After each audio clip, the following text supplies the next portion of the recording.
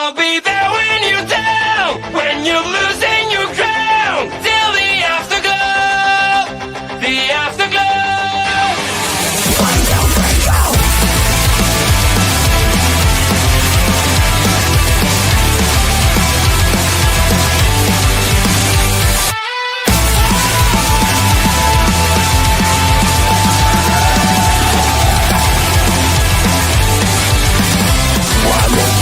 Fading away, you look so great when you gotta shine.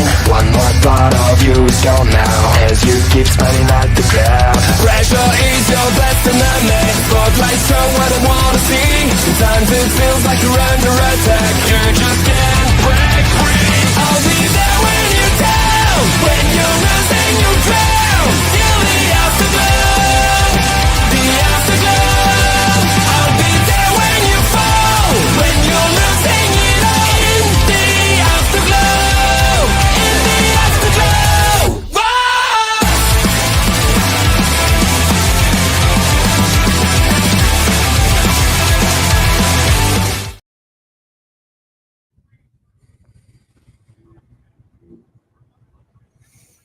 Greensboro, North Carolina, a city steeped in wrestling history, is the site of Smackdown tonight. OMD and Chris Best here, taking you on the road through the Smackdown Security Detail. We've got some big matchups tonight. Tiffany Stratton defending her title against Nia Jax. We've got 2 Money in the Bank qualifier matches tonight, as we're taking a look at what happened last Saturday. And I feel like, based off the work schedule I had, that last Saturday was like a month ago for me. Right. Right. Yeah. Again, as we are at home in our chairs, at our computers, and getting ready to watch SmackDown and offer our analysis and insight, this is a huge show, a historic wrestling city and venue. And I got to wonder, do we hear Pete's from... coming in. And I've got to ask, coming in saying, I am back after a week off. Yeah, and he says, I'm looking sharp. Yeah, the beard's going to come back. I do have to ask, do we hear from that gentleman that got involved in the Fatal 4-Way? Do we hear from the debuting Jeff Cobb? Well, see, I've got to assume that he finds his way into that triple threat match, considering Solo, Rey Fenix, and Jimmy Uso are all going to be in there, and we all know the history between Solo and Jimmy that's going on right now. Yep. So I got a feeling he gets involved. Maybe Jacob finds his way in there. I don't know how that's going to work out. I've got to be honest. For a triple threat, it's one of those ones, especially with everything on the line for Money in the Bank. It's one of those ones where I don't want to see a ton of overbooking. It's one where I don't want to see a ton of people get involved. I think you're going to see some blood ties, though, with Jimmy and Solo potentially working together. But I do think Fenix is going to come out on top. Yeah, he's kind of the outlier in that match tonight. One thing I gotta wonder too is, I wonder if Nick Aldis is going to have some sort of an answer for what Randy Orton did to him at Backlash as well. Right. I wonder if Randy Orton is going to have an answer for what we just witnessed there, with him RKing R-Truth after R-Truth gets involved.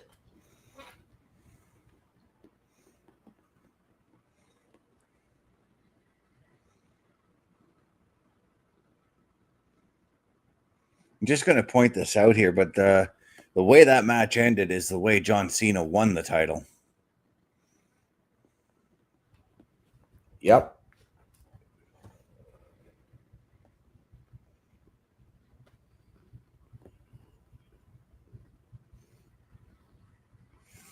Oh, Solo's already making his way out to the ring.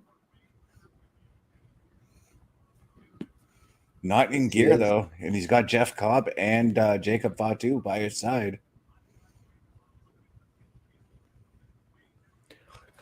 I wonder if we see Solo do what he did to get Jacob into the U.S. title picture and again maybe give up his spot in the Money in the Bank qualifier. I think that'd be a dumb move for Solo.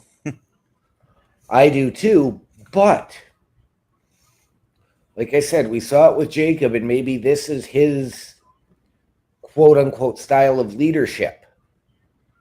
Only get involved when absolutely necessary. Basically saying, I don't need to do the Money in the Bank because I've got these guys. Yeah, but why would you want to give up a guaranteed number one contendership?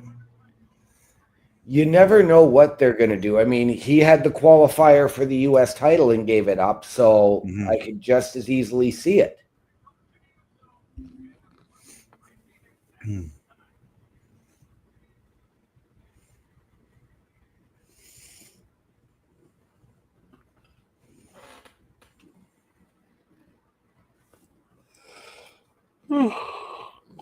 All right, Solo, you've got the mic. What's on your mind, man?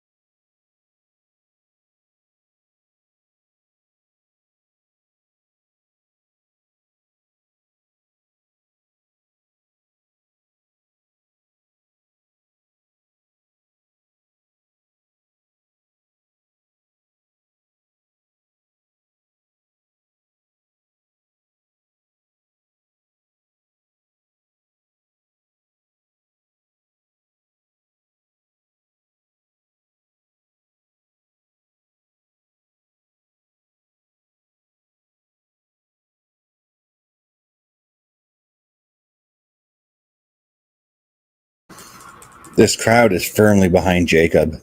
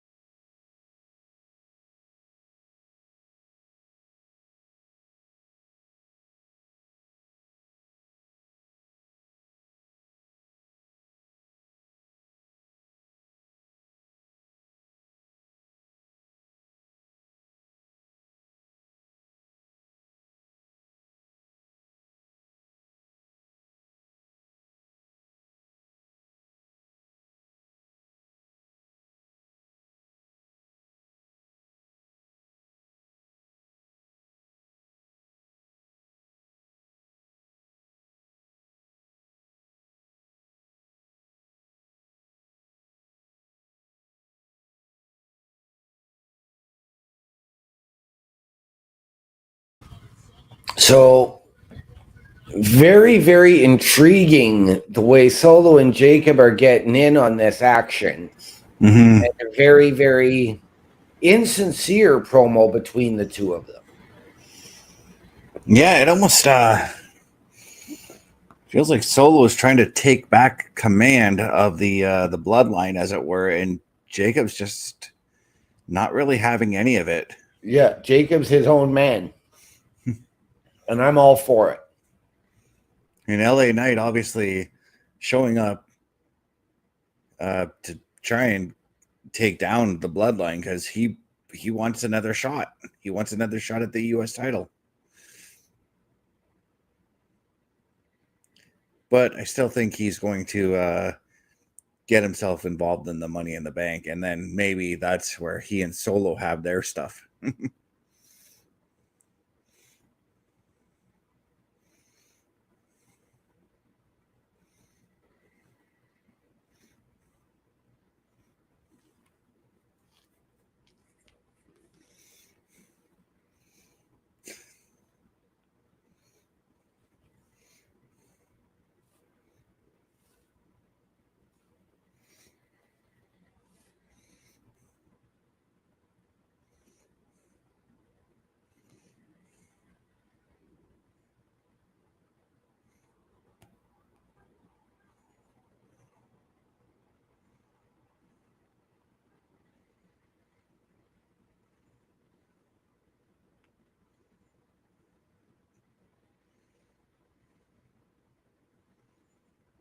And here comes Little Miss Bliss for triple threat action. I was going to say, so it looks like this was how we were starting, just with the way that interaction went in the backstage area.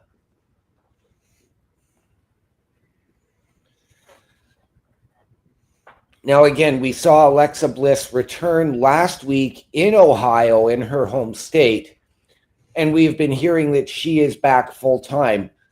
Do we put any stock into that, or do we approach this with that wait and see? Because, well, we do, because they're going to be doing the whole Wyatt Six angle where she's somehow going to find her way involved. supposedly.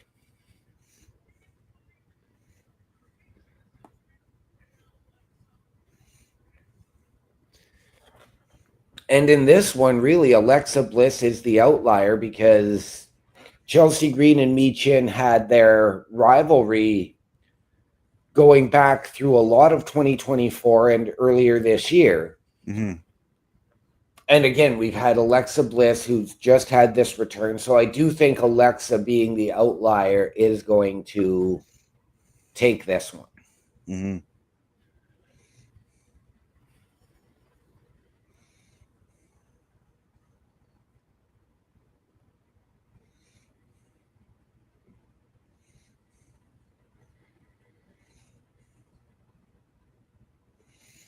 As we are heading to commercial break, I've got Alexa Bliss taking this one. I'm going to go with her on this one. Yeah.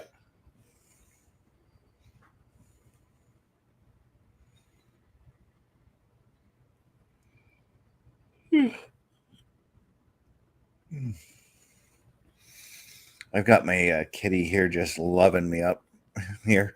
Nice. Leaves me alone all day, but the moment we start broadcasting, she's like, "Yep, now I need the attention." Of course.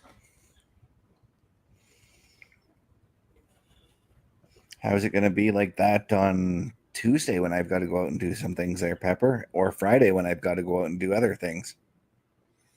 Well, those things are going to be for you on Friday for the most part, so she's going to like that when I come home. I just got to pick up some cat supplies on that day, as well as a certain supply for me. Right. And as it stands as right now, unless something drastically changes tomorrow, I'm home all weekend. I'm not going up north.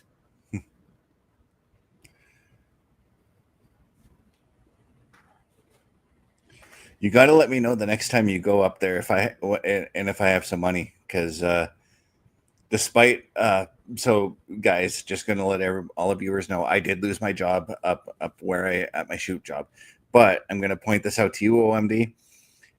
If the next time you go out there, check and see if I've got some money, because I want to send you to my former shoot job to get some smoked fish.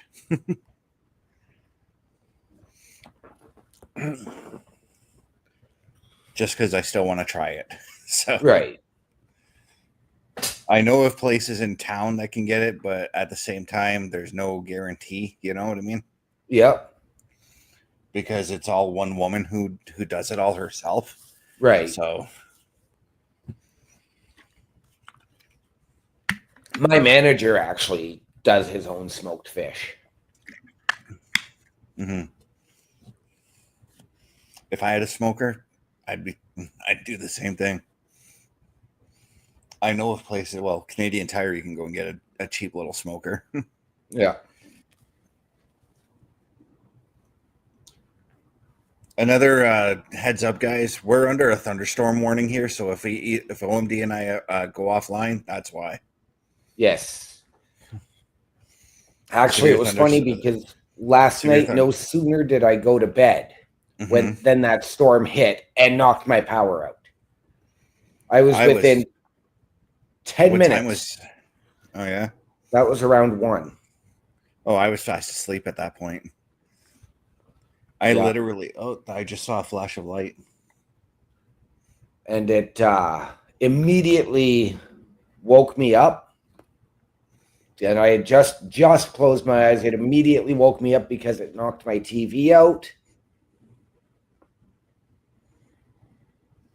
That is thunder I'm hearing out there right now. I thought it was a big truck driving by. Nope, that's thunder. I heard it too. Yeah, and the reason I thought it was a big truck is because, again, I live across the street from the Food Basics. I overlook where the loading bay is, so I hear when the trucks come in and out. I know when Food Basics gets fresh stuff.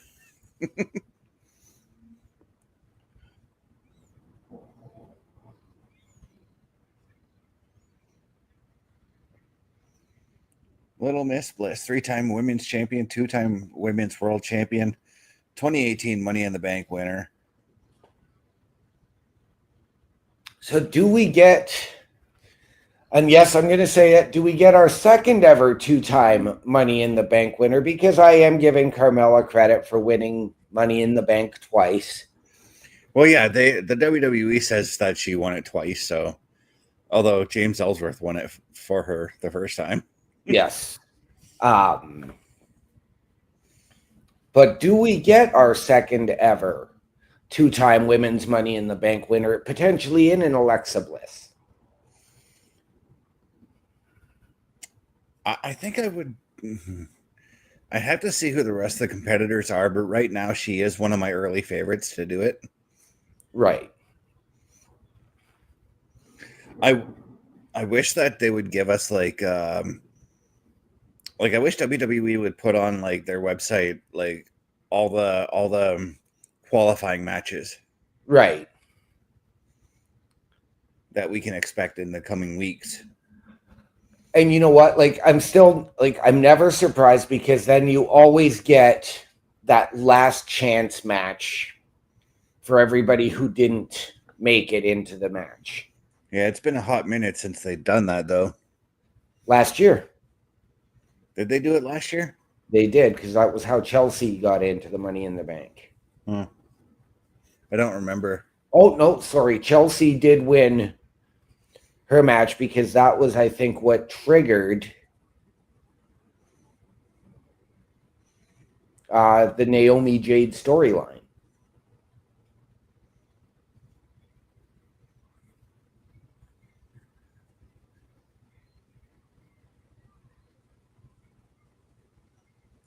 The Naomi Jade storyline. Yeah. That started in like January, dude. Not last July or June. Because somebody was getting beaten down, and it pulled Bianca out of the match. And Chelsea, I can't remember who she pinned to qualify.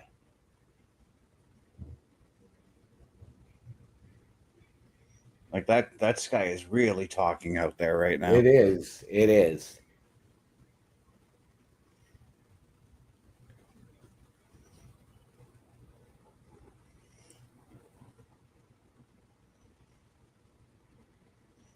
I'd get up and go and close my windows, but because of the storm rolling in, there's actually a nice cool breeze rolling in from it. And I'm Yep. very much enjoying it. But I'm also very much enjoying this match right off the get-go. We're only two. Oh, that was interesting.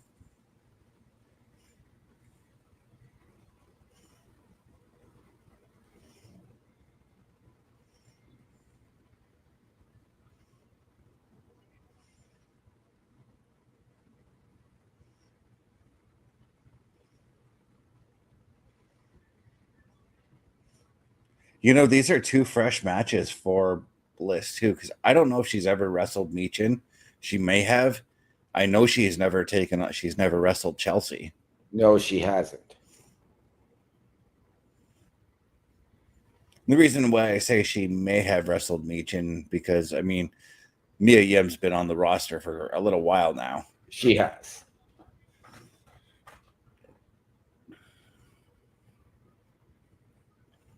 I mean, there is a time she may have wrestled Chelsea during her initial run before her release back in 2021. Mm-hmm. But I don't remember. And this is the obligatory fight over who gets to pin Chelsea kind of thing. Yep.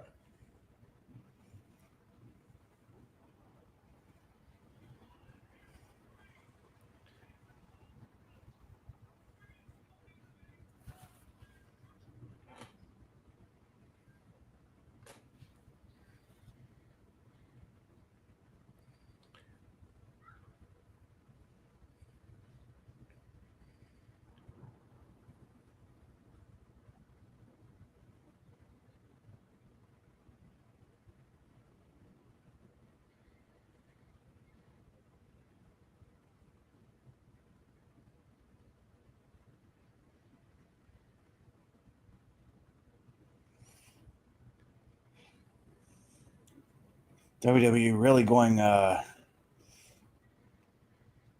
full throttle with this promotion for the events coming in Perth in October. Yes. I can't wait to see these events, honestly. You and me both. Now again, I don't know about doing Crown Jewel because again, that if that's live, that's gonna be like 5 o'clock in the morning our time. Yeah. Which Yeah, I know I'm used to getting up at that time, but I'm not used to watching PLEs at that time. No, I'm not used to getting up at that time. I can get up at, 7:30, but I'm not getting up at 5:30 to, especially on a work day. And the SmackDowns and Raws, just like the European tour, I can tell you right now, we're going to be doing those shows right at 8 p.m. as per usual.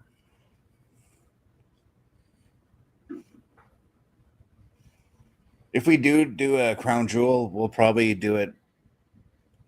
We'll probably do it right at 7 p.m. like typical PLE days. If we do decide that, we still got like 5 months left till that happens.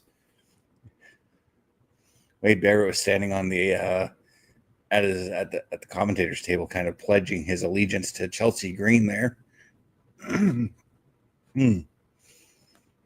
Chelsea's now got a dominating lead over both the women right now. Yes, she does have the upper hand. I did see Wade Barrett with his hand over his chest. But I like it again. Another hot start to SmackDown with that promo from the quote unquote new Bloodline, whatever they're being called now. I'm just simply calling them the Bloodline now because let's face it, Roman's version is done. They're all doing their own thing right now. So they are, but I still think you will see that come back together when needed. I wouldn't be surprised to see it again together for War Games. Well, at Saturday night's main event, we do have one member of the Bloodline, and I guess you can call him an honorary member of the Bloodline, teaming up on Saturday. Yes, we do. With both Punk and Sami Zayn teaming up to take on Seth Rollins and Braun Breaker. And I've got to wonder if in that match, that's where we see this supposed third body that could be joining Paul Heyman's little group there. I absolutely think we do, depending on who it is. Mm-hmm. I mean, we're still waiting on the debut of Hikuleo. And if you don't want to put him with the Bloodline, might be a good fit to put him there. Yeah.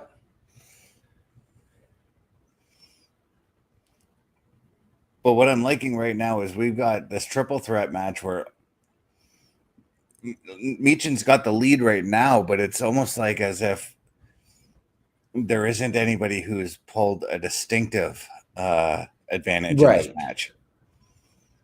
Because at most points in this match, we're seeing like all three women standing there and brawling with each other. Yeah. And there is our friend Mr. Parrish coming in saying, hello. Hey, Parrish. Hello. Now, this is the match I'm looking forward to tonight. I've been looking forward to this match for the next 2 weeks, and that's Nia Jax and Tiffany Stratton. For Axiom and DIY going at it later tonight, too, that's going to be awesome. Right? Aleister Black. Oh, yeah, that's right, too. Mello asked for a rematch with Black last week. Oh, I didn't hear that, but nice.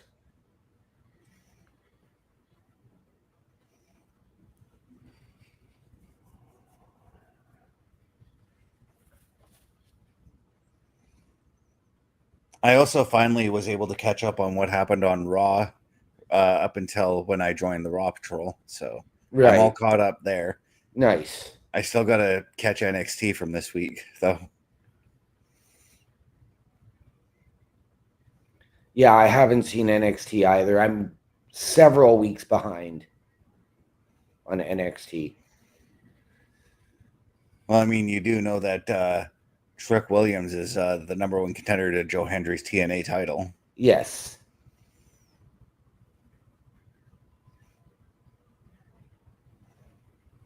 Speaking of TNA, so I was watching TNA last night, and of course they're playing up this Joe Hendry and Elijah alliance.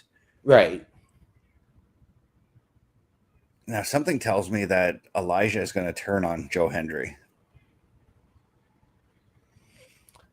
I could see it, but we've also seen Elijah come out and say, no, you have my word. I'm not going to turn on you. So I could see. How many times has Elias actually said that and turned his back on someone? I know. That was a great one. Yep. But I was going to say this. I could see after they wrap up their current stories, I could see Elias go and ask for And I can see Alexa hitting the Twisted Bliss, and well, I thought she was going to get it there, but Chelsea making the run in.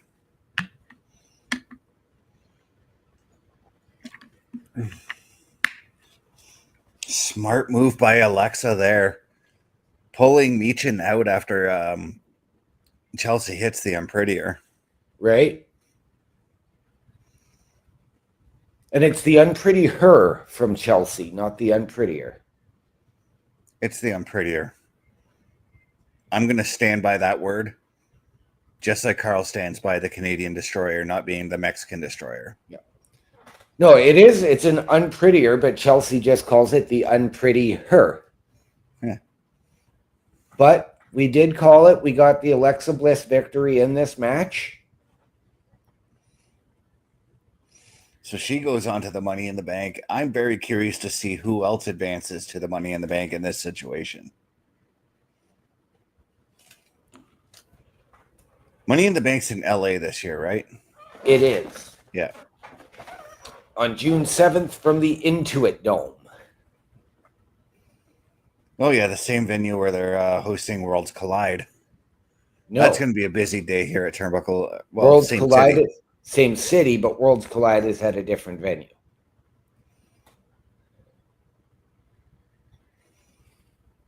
It's going to be a busy day for the Turnbuckle affiliation program.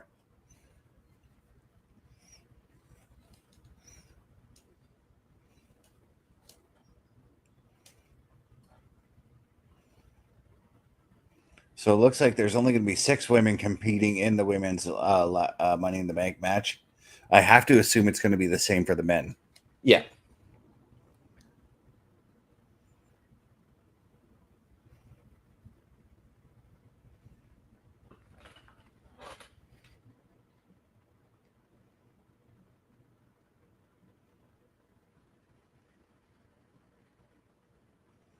The Progressive Bundle Maker home card.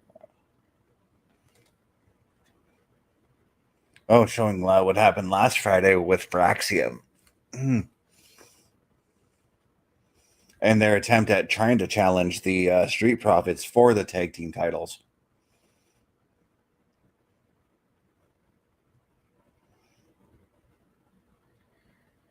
What a match these four men put on last week. They did.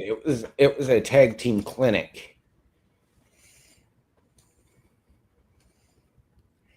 I mean, last week's match, we sing all the praises of Montez Ford and both members of Fraxium. But last week, I was just getting further and further impressed with Angelo Dawkins. Oh, 100%.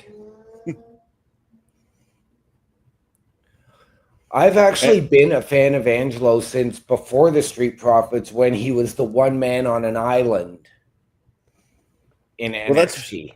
Well, that's what I was going to point out, is that some years ago, I remember like a lot of people online were crapping on Angelo Dawkins, and I was just like, don't sleep on this dude. No.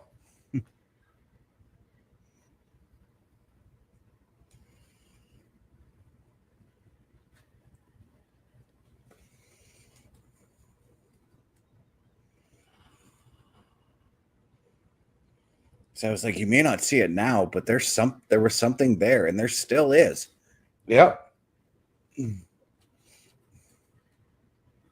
As it appears as though we are getting Fraxium making their way to the ring.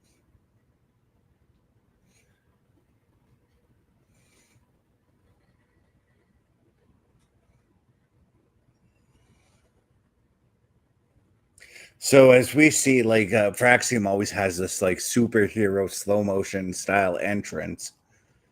I'm reminded that I saw the trailer for the new Superman movie coming. Okay. And I gotta say, I'm happy with it.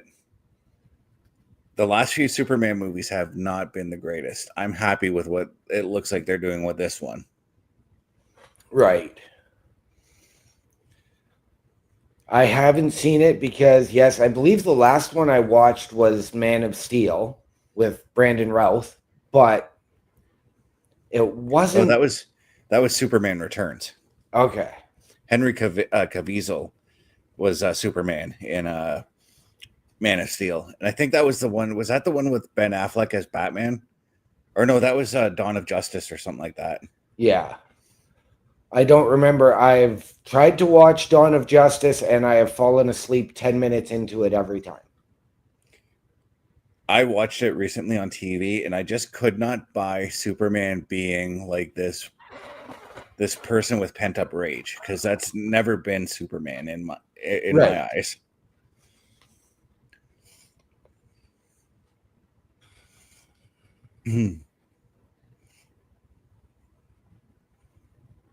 But in this version, they totally captured, at least from what I've seen in the trailer, it seems like they did capture Superman's aura. Right. Where Superman is cool, calm, and collected when he's Clark Kent. Right. To being when he turns into Superman, the brave superhero that goes and saves everybody. Right.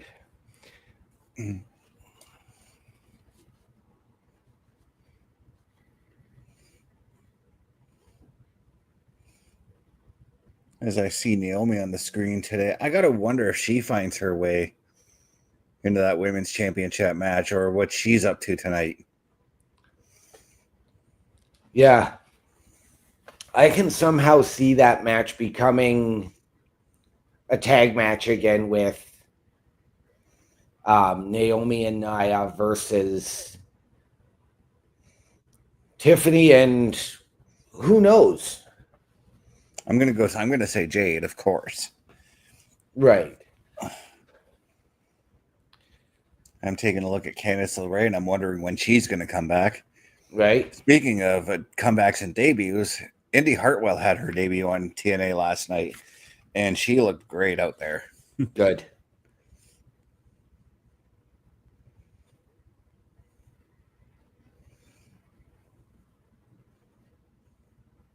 It felt weird, though, seeing her in a non-WWE ring to me. Right.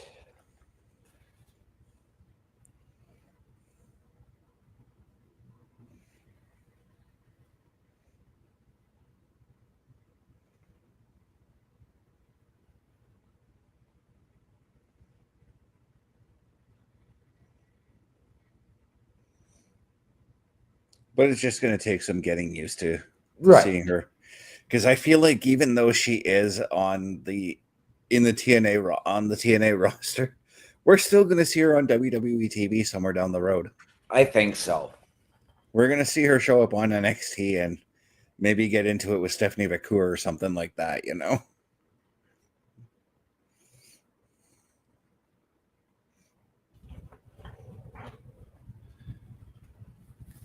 100% I do.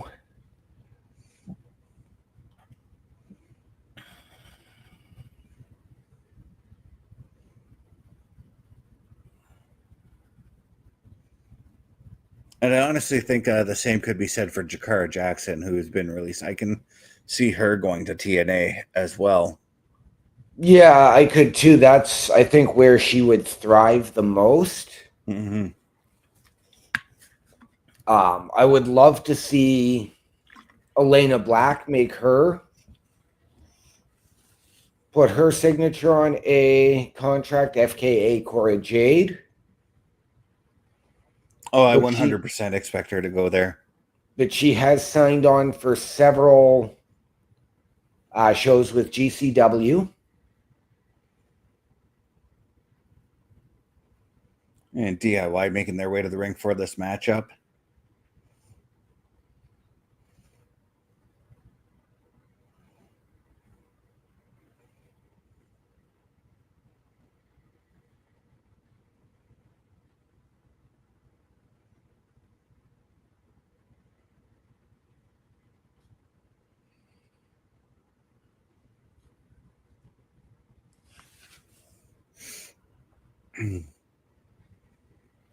Gargano actually recently appeared in one of Indy's in Indy Hartwell's most recent vlog. Okay. She vlogged her time she was doing WrestleCon during WrestleMania weekend. Right. And as she was doing that, she ran into Gargano and Candice LeRae. So right.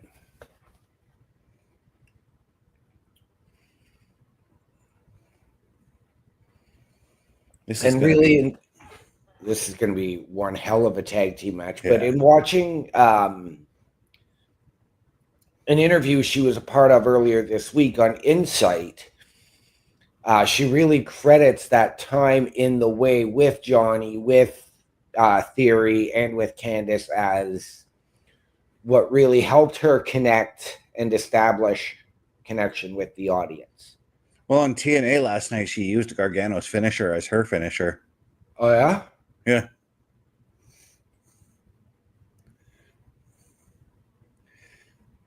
It was kind of like, I looked at it as her tribute to both Johnny and Candice. Right.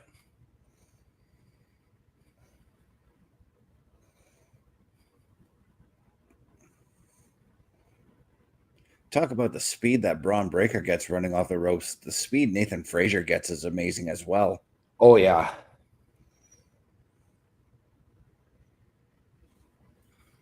And I know, I'm pretty sure we saw it once before, but could we get that speed versus speed between Frazier and Braun Breaker at some point? Oh, Jesus. Ciampa just took a dive into the audience, and I think he kicked a couple of fans. Yes, he did.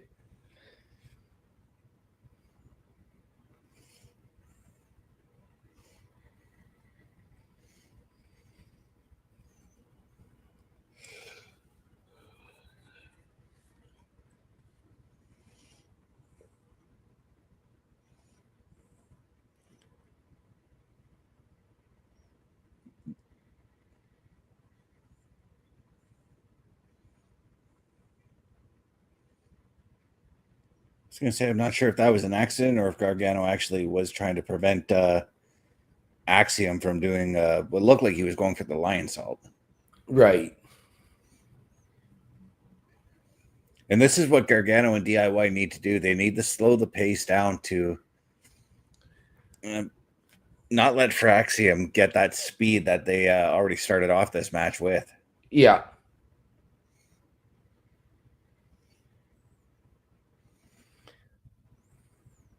And their tribute to Barry Horowitz.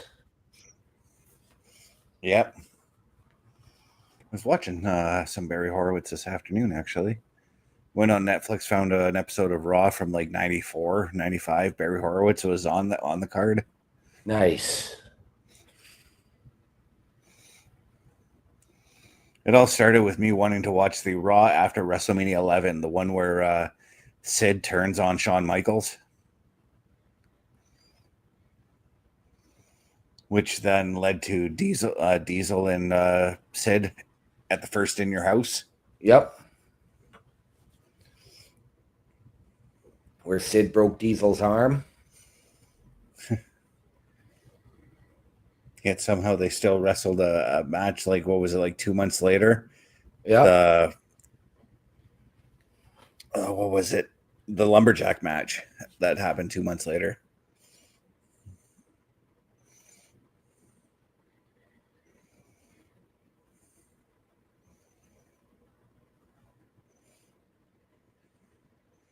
Even on that card, they had Hakushi taking on Bob Holly, Sparkplug Holly. Those guys put on a friggin' great match for just what was a nothing match, essentially. Right. And for some reason, Owen Hart and Yokozuna, who had just won the tag titles, show up in that match. And then it made me think, God, I would have loved to have seen an Owen Hart versus 1-2-3 Kid match. Right. Although I'm pretty sure we might have gotten that. I mean, yeah. Even when Kid was wrestling as X-Pac, they might have wrestled. Yeah, especially when there was the Nation of Domination versus DX. Yeah, they had to have wrestled each other at some point during in that.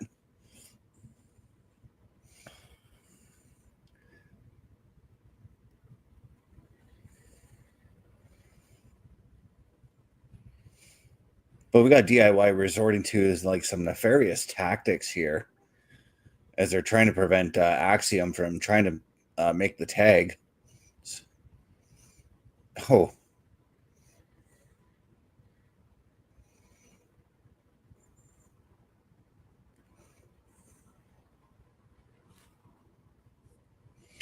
Next Sunday, May 25th, WWE Battleground. Streaming on Netflix. Tune in here, Turnbuckle Affiliation Program. Chris Parrish will be hosting a watch party for that. Yes, he will.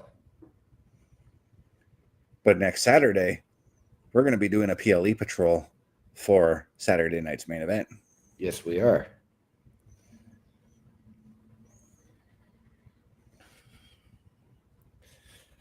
And we have been hearing,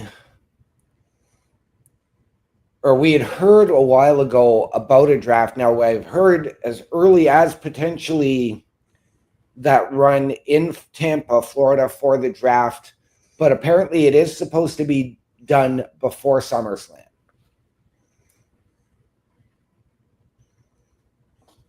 So they're giving a wide berth. Mm-hmm.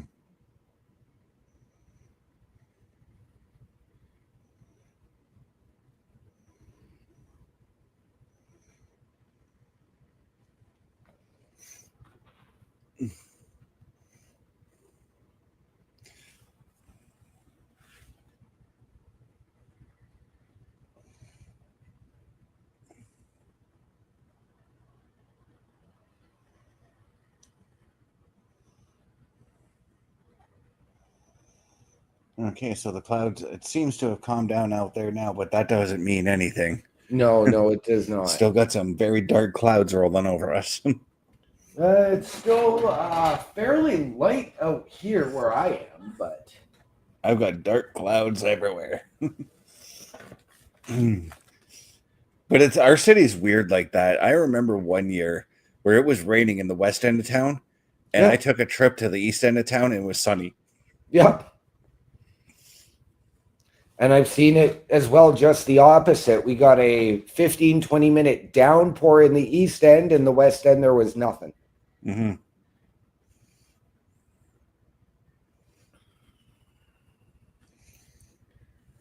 That was a very, very interesting inverted DDT there from Nathan Frazier.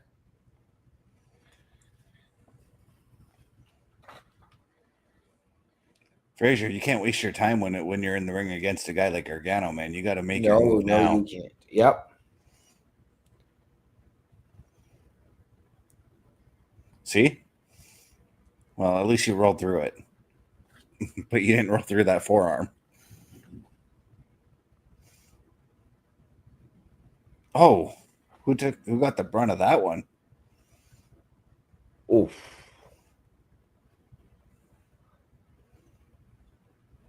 Well, it's obvious that Frazier did, because now he's just taking a beating from both men. Yep.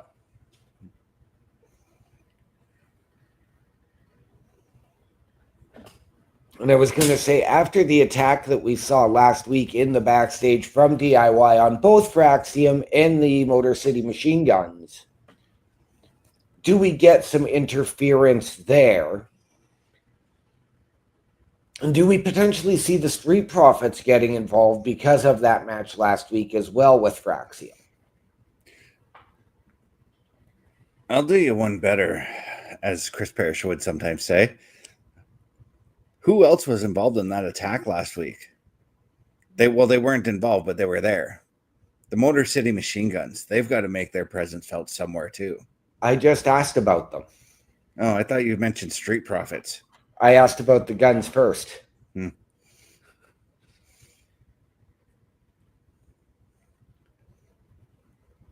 you know which team I still want to see get involved in this whole thing?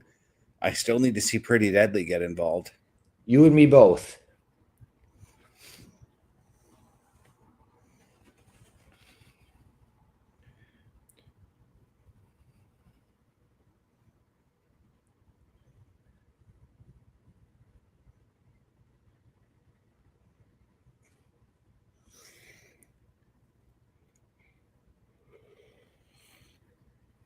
I was going to say, it looks like right now, though, Frazier's doing all the carrying, but I just saw Axiom make the tag.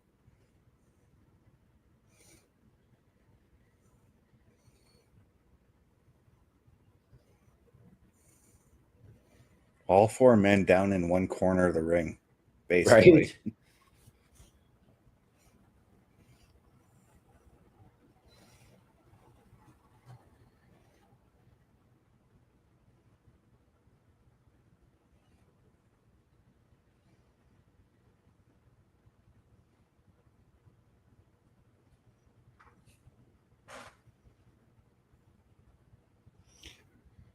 Oh, just saw another bolt of lightning. And that's what we're getting. We're getting bolt lightning, not sheet lightning out there. Yep.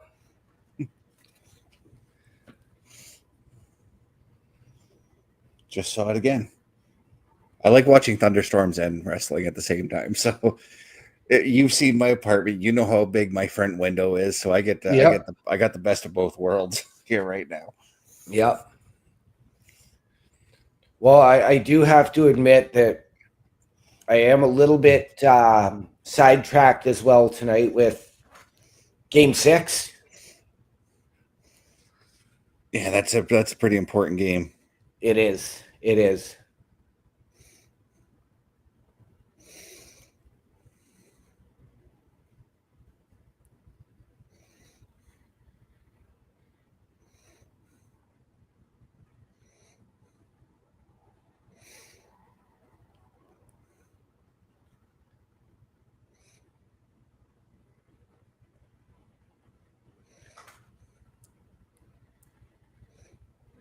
Fraxium stealing the victory in this one. But they don't look like the victors at all. No, they don't. We are getting the beatdown. Are we going to get? Yeah, here they come right now. Machine Guns making their way to the ring. Now, if I'm the Street Profits, I'd actually hang back and watch these teams beat the crap out of each other. Right?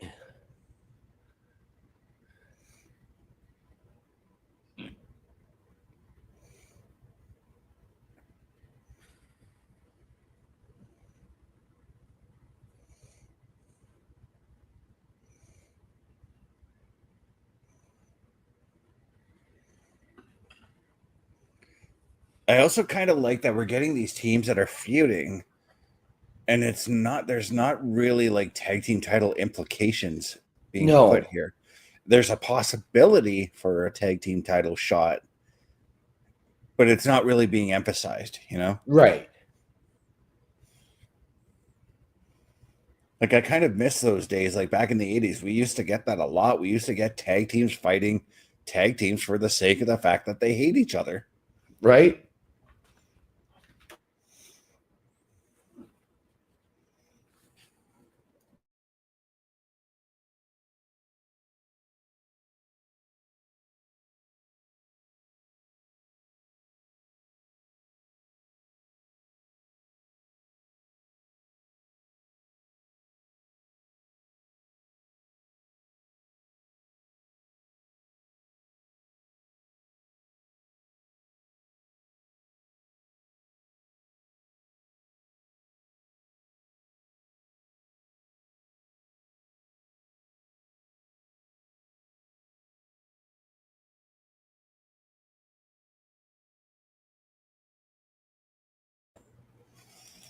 So basically, that looked like Andrade was kind of hyping Ray Fenix, making sure he was ready to go for the Money in the Bank qualifier. Then we got Solo looking for LA Knight, not even giving a care that he is going to wrestle Ray Phoenix later tonight. Right? So it Did kind of you sounds see like what I saw as Nia Jax was loosening up in the back? no, I didn't. There was Naomi in the distance looking over Nia's shoulder. And I said there could be very well some involvement from her.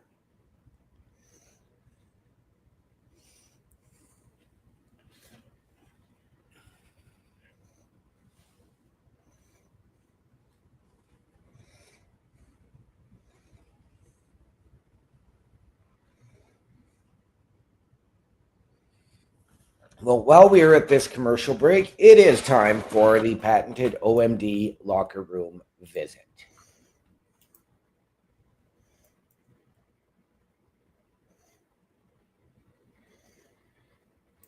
Yeah, it is time for OMD's locker room visit. And if you want anything as far as the locker room stuff goes, all you've got to do is go to carlcarafel.redbubble.com. From there, you will be able to buy anything as far as the Turnbuckle affiliation program goes, such as anything for the locker room visit, to Saturday Night Gaming, to the Raw Patrol, to even Tinkle Towers. That's carlcarafel.redbubble.com.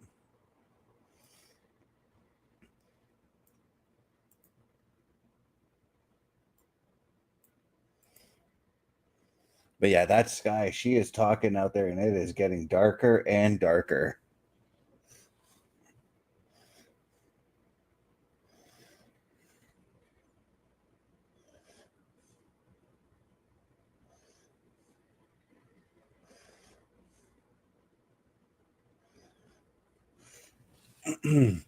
Texting my sister to let her know of the storm that we've got that we're under right now, because she's only about an hour east out of the town, so I'm letting her know that the storm could very well hit her as well.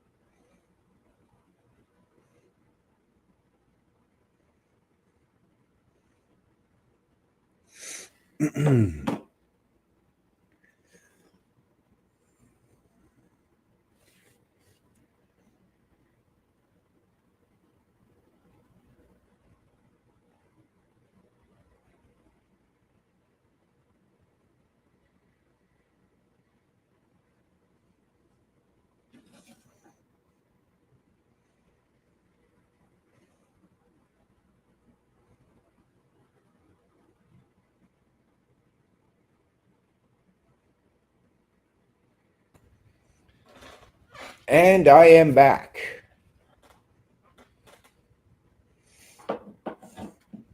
My sister was just explaining what the storm was like for her last night, and because I was giving her the heads up, hey, the storm we're under right now is heading your way.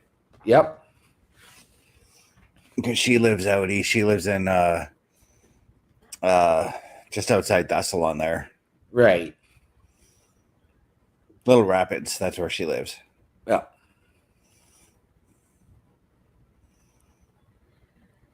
But another promotion for another Fanatics Fest coming to New York, June 20th to the 22nd at the Javits Center. Meet WWE superstars. They're looks like they're advertising Seth Rollins, Alexa Bliss, John Cena, Becky Lynch, Dominic Mysterio. Right. I want to go to one of these events, one of those You and events, me one of these both. days. You and me both.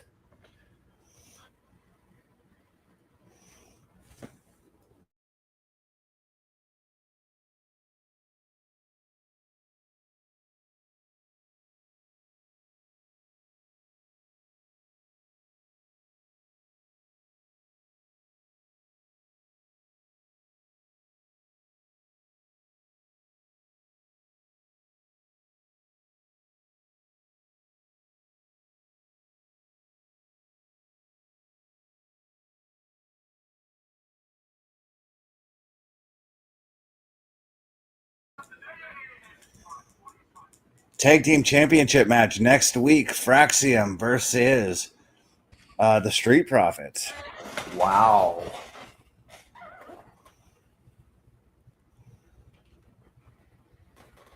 I mean, we saw these four gentlemen put on a hell of a match last week. Throw the tag team titles in there, and it's just going to be bonkers. Right.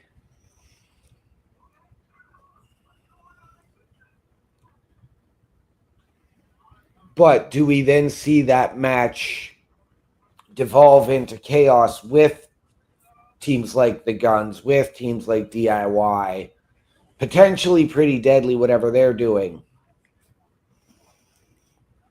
I think we do, and I think we still build to that another multi-man tag matches. I got to assume. Yep. Oh, sit down with Truth. Interesting.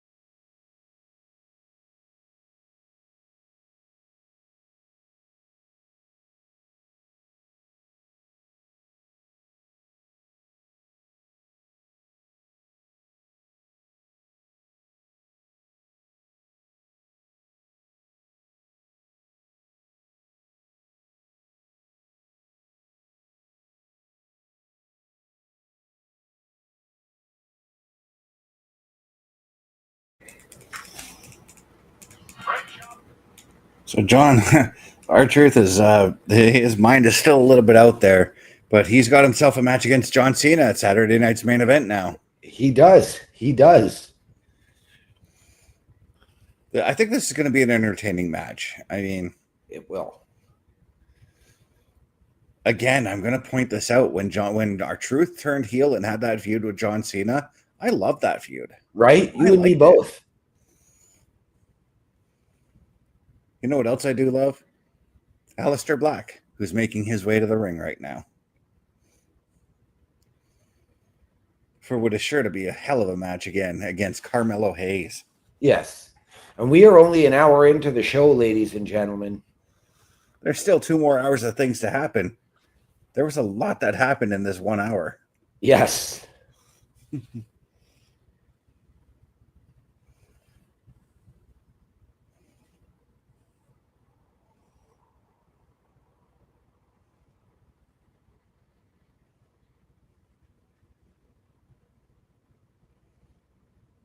I gotta wonder if we do potentially see Aleister Black taking part in one of the qualifier matches for the Money in the Bank as well. I would have to believe so. I have Aleister Black pegged to actually win Money in the Bank this year.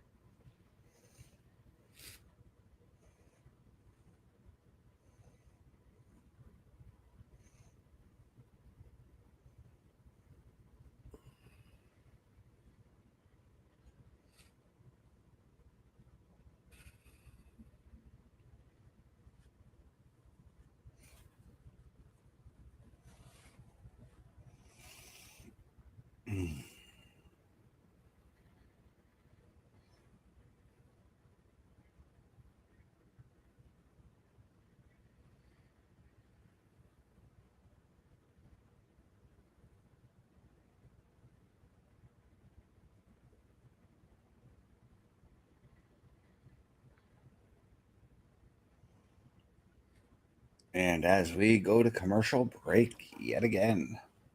Yes. What's going on in that Leafs game? Right now we're a minute into the second period and it's scoreless.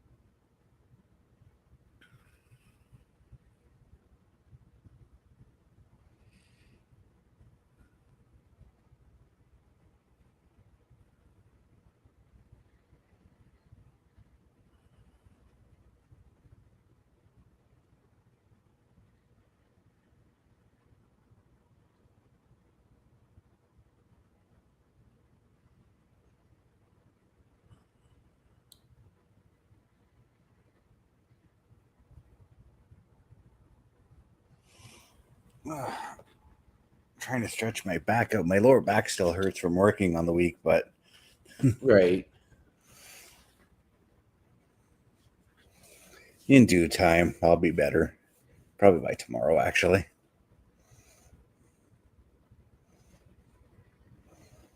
Where you can tune in for another live episode of Saturday Night Gaming. As a matter of fact, while we're in commercial, no, I'll wait. We'll wait. We'll wait.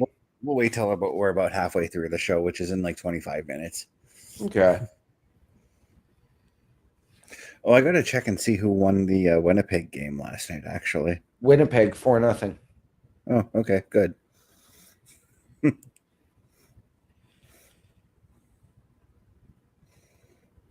I didn't watch that game last night because I was already disappointed over Washington getting eliminated last night. You were depressed, were you?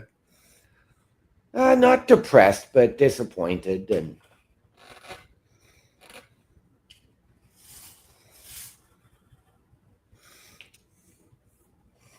oh, I know what I want to do on payday, actually. And it's something that you recommended I do. And you're drinking it right now, essentially. Go to Dollarama and just get a couple of those cases of whatever they've got. Well, when I was in Dollarama late last week, they had the Dr. Pepper back on the shelves. Mm-hmm.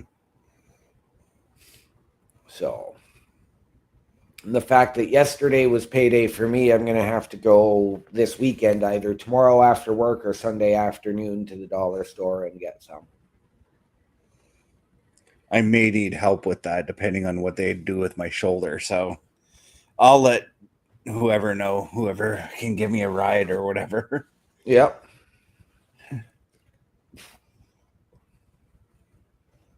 All Rise Damian Priest promo right now.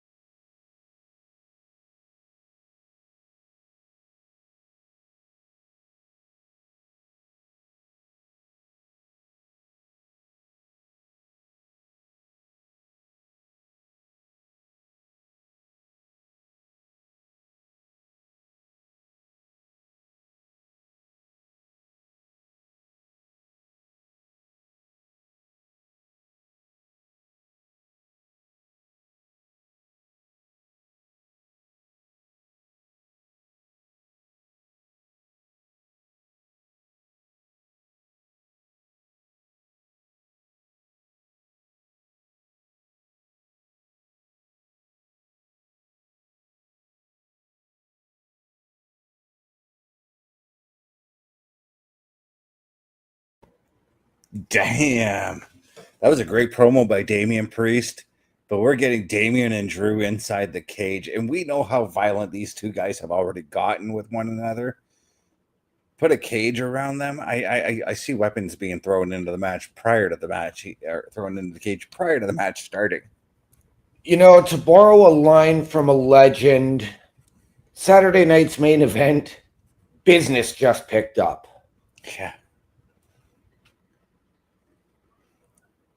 And since you mentioned that certain legend, I would like to wish a speedy recovery to one Jim Ross. Mm-hmm.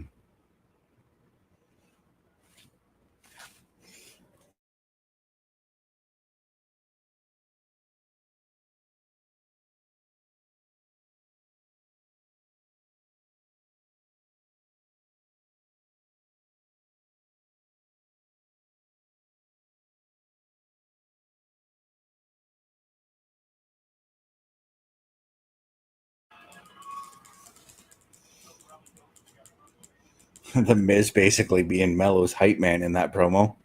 I love it, though. Mm-hmm.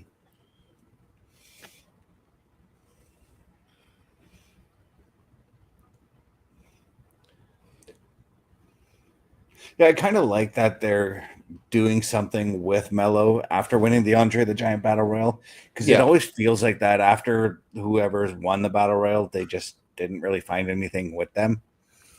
Well, we saw it with Cesaro. They were doing stuff with him. They tried to do stuff with Braun and Bronson Reed. Well, I mean, yeah, the others, there was nothing.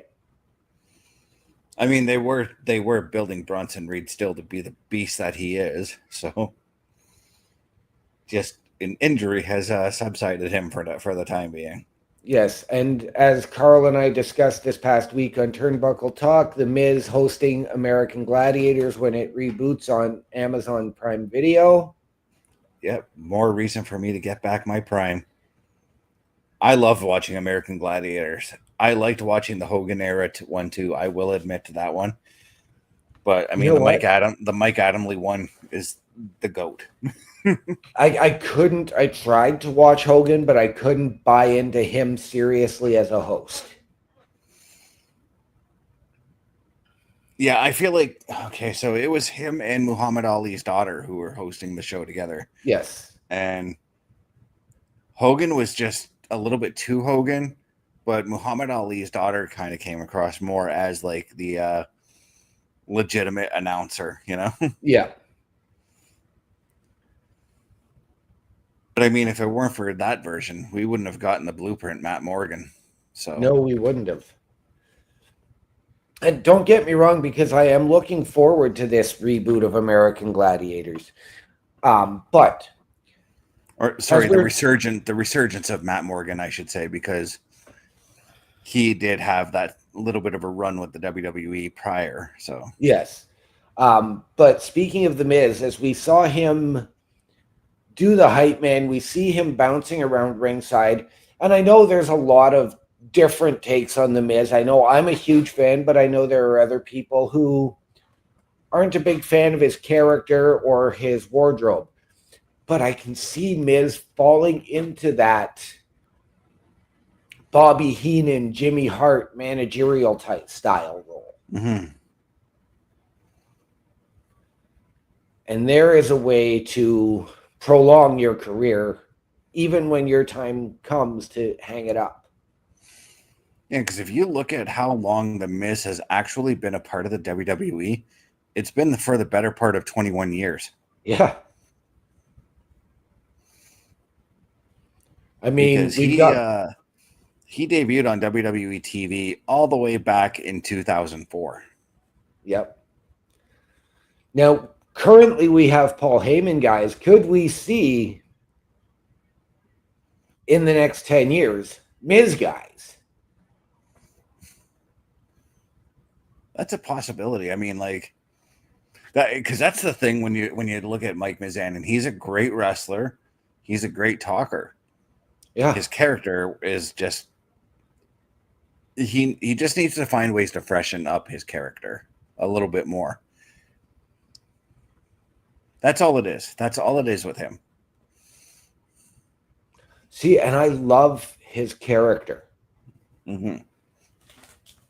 Like he did so well at refreshing and resetting his character early on in his career. And I mean, yes, it's been really 5 years of the same thing now for him, with even though he's dropped sort of being the A-lister.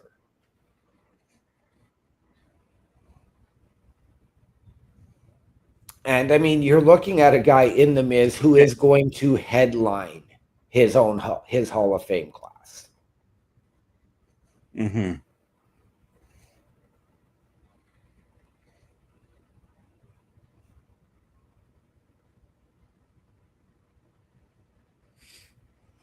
Those guys are still talking out there. And it's just getting darker and darker. And that's not just because of the sun setting. No. Like the clouds are getting darker. Yeah, it's actually funny. If I look out this half of my window, it's dark as anything. If I look out this half of my window, I can still see blue sky. Mm-hmm.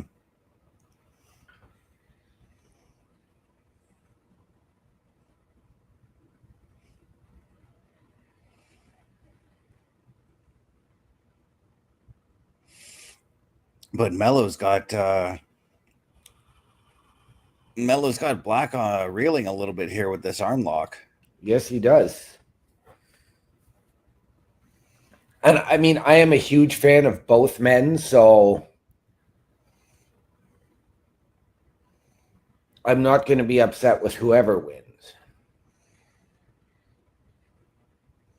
No, but I think it still makes sense for Aleister Black to take the win, and there's the Miz taking a little bit of a page out of Bobby Heenan's book, because we used to see Bobby Heenan do stuff like that to whichever wrestler would have gotten thrown out of the outside. We've seen Bobby Heenan throw a few kicks at his opponents.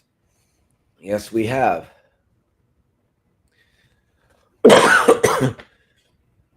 I am going to say this. Although the matches got progressively better when we had what ended up being the best of 7 between Mello and Andrade, I do not want to see that same thing with this. No, what I want to see is, because we've already seen Aleister Black defeat The Miz. We've seen him defeat Mello. If he defeats Mello again, I think I would like to see one more with The Miz and then move on. Yeah.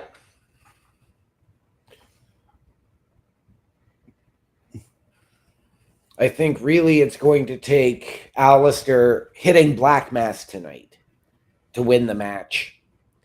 Mm-hmm. Because that was basically the whole premise for this, was you didn't strike while the iron was hot and you let me get back up. Yeah. Oh, I'm be surprised if Mello gets up after that kick.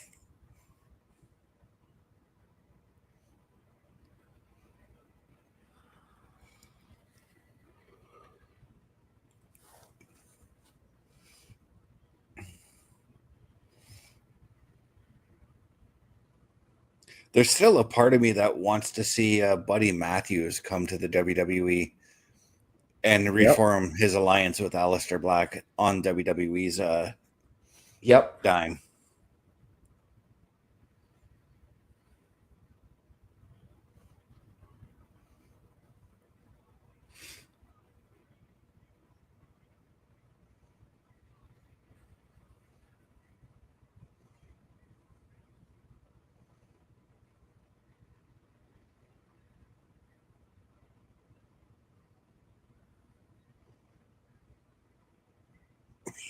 Beautiful drop kick from Alistair right there. It's like I'm watching.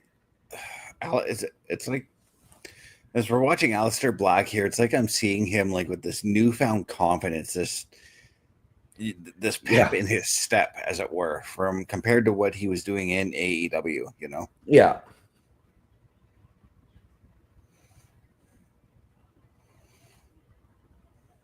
And he said it time and time again about his time in AEW, even on Zelina Vega's live stream on Twitch, that he wasn't happy there.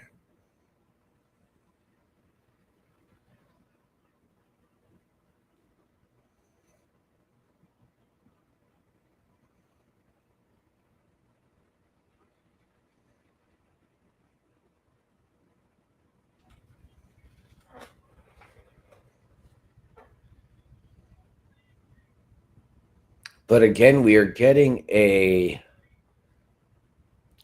technical, high-flying matchup between these two men.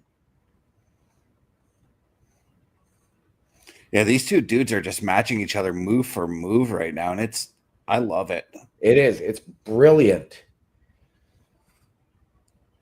This match alone so far for probably this calendar year reminds me of old school Ring of Honor, where you didn't see anybody take full control of the match for any length of time.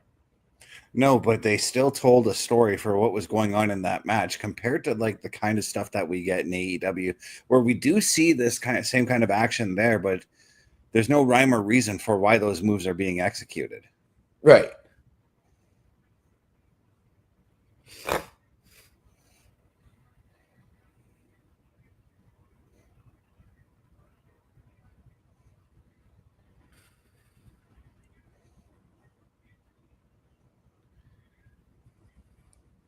But I am still very curious to see, and I hope this is where we go with Aleister Black.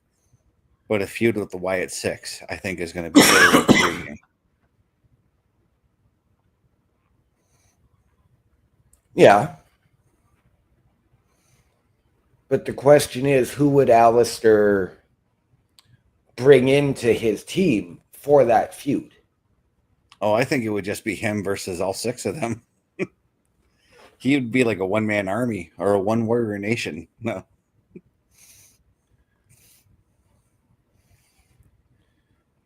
Because if you look at it this way, like, yeah, sure, the Wyatt Six, we usually see that stable versus stable kind of thing. But you don't always need that. You can still have like Uncle Howdy fighting with Aleister Black. You can have Eric Rowan fighting Braun Breaker, we'll say, or something like that. Right. You know?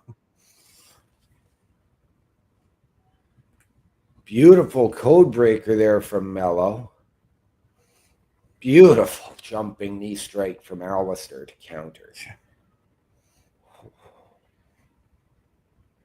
Uh-oh. So that's what's going to happen for this matchup.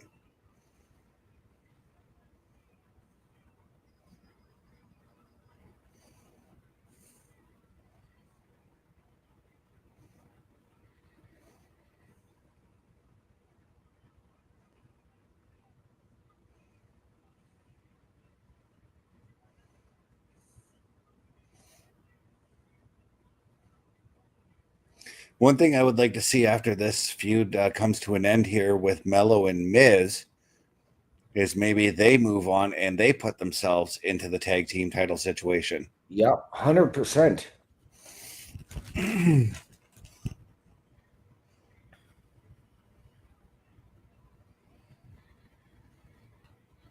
But I get a feeling at this point, Aleister Black may need to find himself a tag team partner.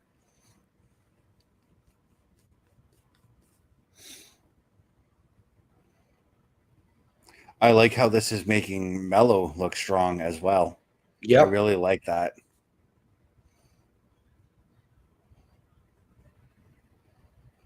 Because I could see eventually somewhere down the road here, as we're seeing Alexa Bliss wandering through the locker room getting an interview with Byron Saxton, I could see Mello and Black being revisited, possibly for a feud for the U.S. title.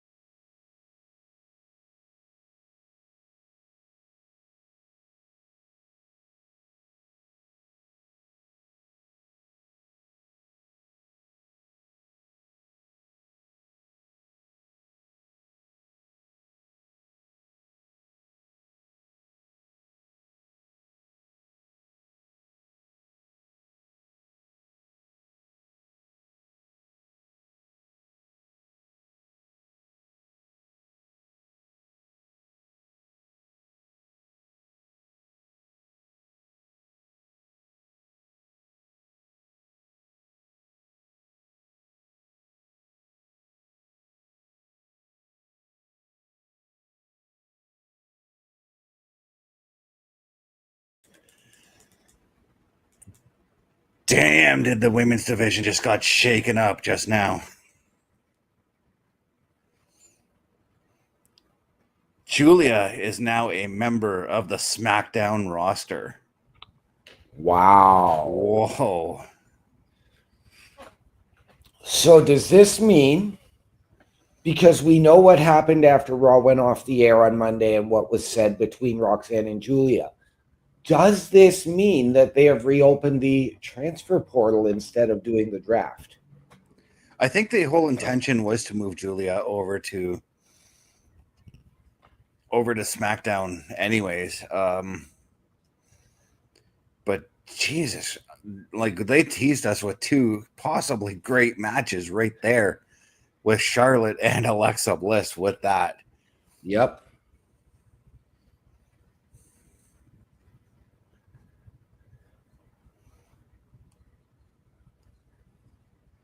I may have to change my Money in the Bank women's prediction, by the way. I may have to now. I said Alexa Bliss, but I like Julia's chances too now. I'm still going to stick with Alexa. Just because I think that for the main roster, Julia is still a little too green, and I think that they've maybe rushed her up from NXT. Oh, she's so far from green, dude. She's so far from green. We already knew that she was only going to be temporarily on the NXT roster when she signed last year. I fully expect that if she does win the Money in the Bank, she's got 1 year to cash it in. So now she's got that year where you can build her to be this mega star that she's been made out to be over in Stardom for the fans who don't know who she is. I already know that she's a mega star, you know? Right. Now, and I'm going to ask this because do we see one of an Asuka, an Io Sky, or a Kairi Sane moving over to SmackDown during this draft or transfer portal, whatever it is, and getting that gold so we get that Julia versus them, that Japanese women's one-on-one?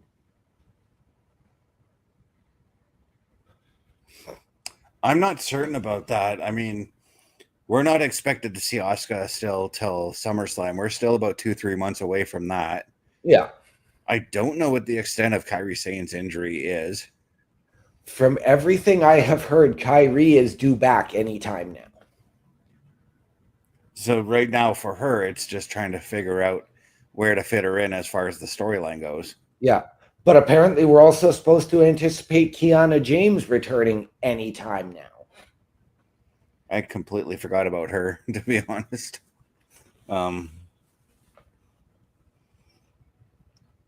My guess is when it comes to them is we're probably going to see what they're going to do with them when the draft rolls around.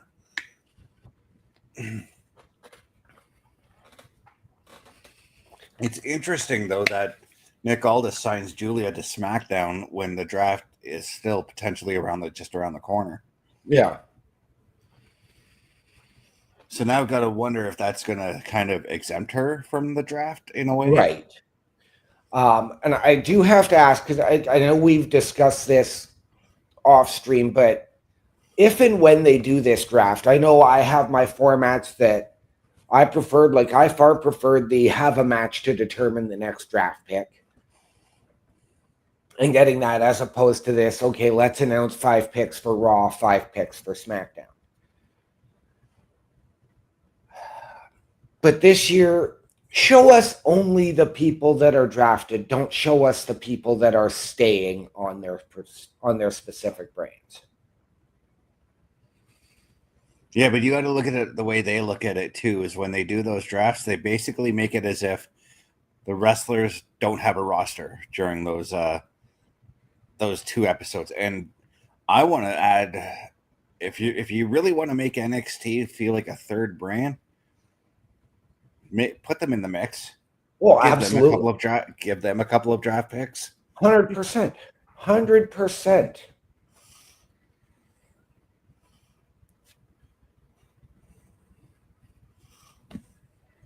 Even if it is only like 5 draft picks, you know? Yeah. That's all you need. And you're going to shake up just about every division. Mm-hmm. Because I'm going to be honest with you, if I'm looking at call-ups from NXT, I'm looking at Trick Williams. I'm going to go out and say it. Kalani Jordan is getting called up. Yep.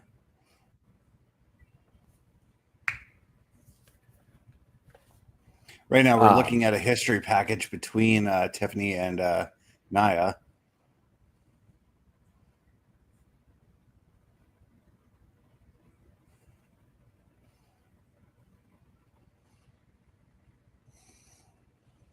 I'm trying to think of men who can can move up, because Fraxium has been moved up. Trick Williams could very well be on his way. Tony D'Angelo. Yeah, Tony was the other guy I'd like to see come up. But there's a part of me that hates the fact that Stax turned on him, and then he took apart like Tony's family. Right. I wanted to see the family as a whole come up. I could honestly see, and I know we're getting them returning this coming Tuesday, but I could see OTM getting a call up. I could see Stax and Luca. Mm-hmm. I was going to say, I know it's really early, but I'm going to make a bold prediction for next year's draft. Hank and Tank get a call up.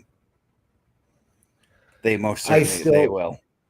Oh, more than likely. I still don't see a whole lot in them. I see them as a comedy team. Oh, believe me, they're friggin' fantastic in the ring. There's something about them I can't buy into.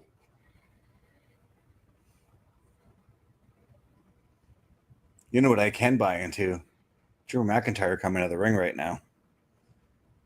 And you know he's going to have a response for this this cage match that's coming up.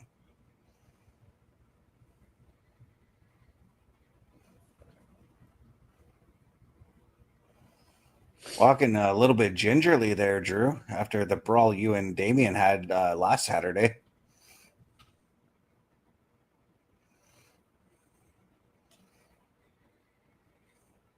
I wonder if that cage is even going to hold those two men.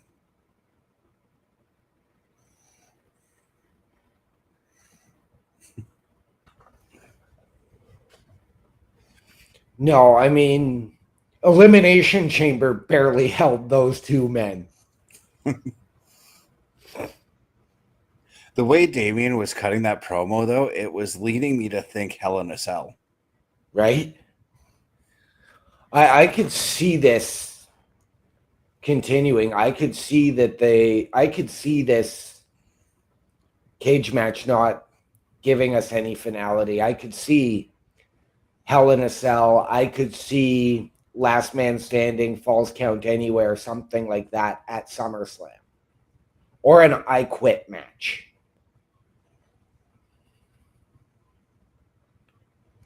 The one thing I'm liking about how they promoted this this cage match, though, they promoted it the way a friggin' cage match is supposed to be promoted, as the finality. And if it isn't, it isn't. But the way the way Damian pushed it, it very well could be.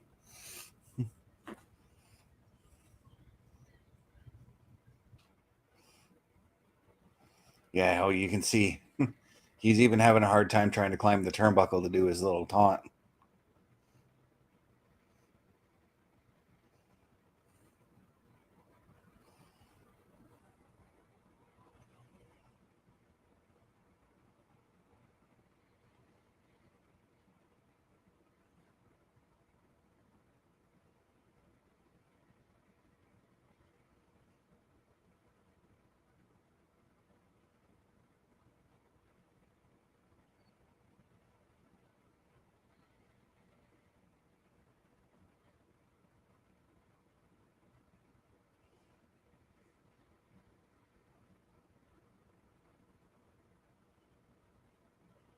All right, Drew's got the mic. What's he got to say?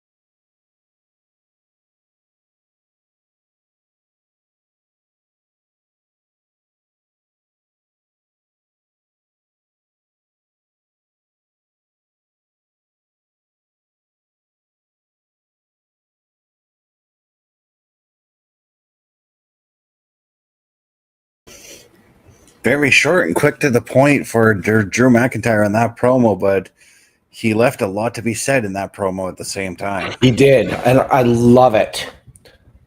I love it. So, yes, ladies and gentlemen, Saturday night's main event, business has really, really picked up. Jey Uso versus Logan Paul, CM Punk and Sami Zayn versus Seth and Braun Breaker, Damian and Drew inside the steel cage, John Cena and R-Truth. This is going to be a hell of a show, guys.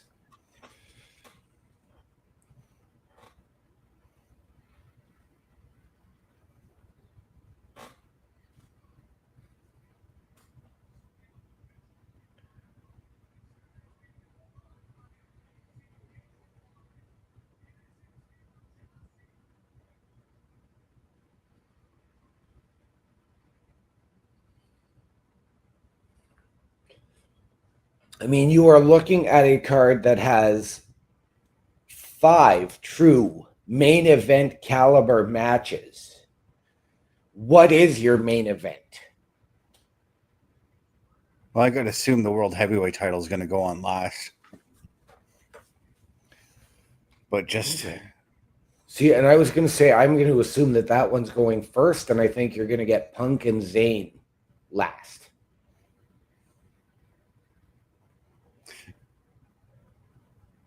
I was going to say even... Oh, Solo.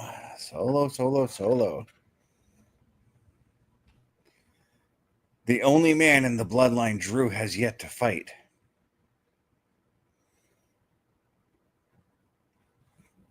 But they keep teasing this.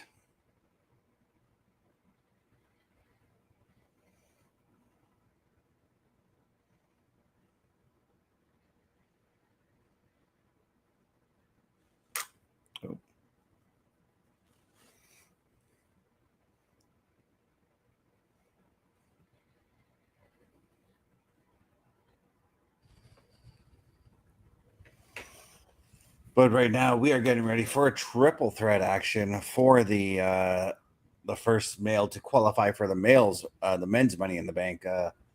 Yes. Money in the Bank ladder match, not Money in the Bank Hell in a Cell. That would be interesting. Let's take a ladder and put it inside a cell.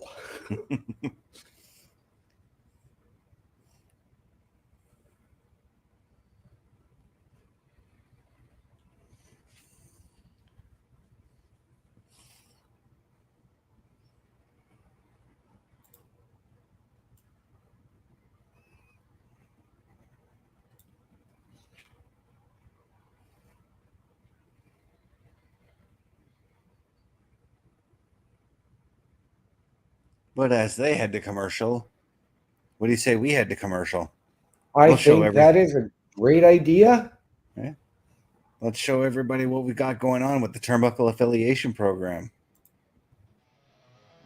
Turnbuckle Studios and the Turnbuckle Affiliation Program bring you the week of streams. All times are in Eastern Time. Monday nights you get the Locker Room Breakdown at 7 p.m., followed by the Raw Patrol at 8 p.m. Tuesday brings you the flagship show, Turnbuckle Talk, at 8:05 p.m. Wednesday we play games with the PlayStation Showcase at 8 p.m. Thursday we got total non-stop action with Brace for Impact at 8 p.m. Friday we game again with Unleashed, the Jessica Wilde story at 7 p.m. Following the game, join us for the Smackdown Security Detail at 8 p.m. The weekend brings you Saturday Night Gaming at 8 p.m. On Sunday be sure to catch the Chris Parrish podcast at 12:15 p.m. followed by the Boar's Nest at 8 p.m. Be part of the shows and join the chat every day.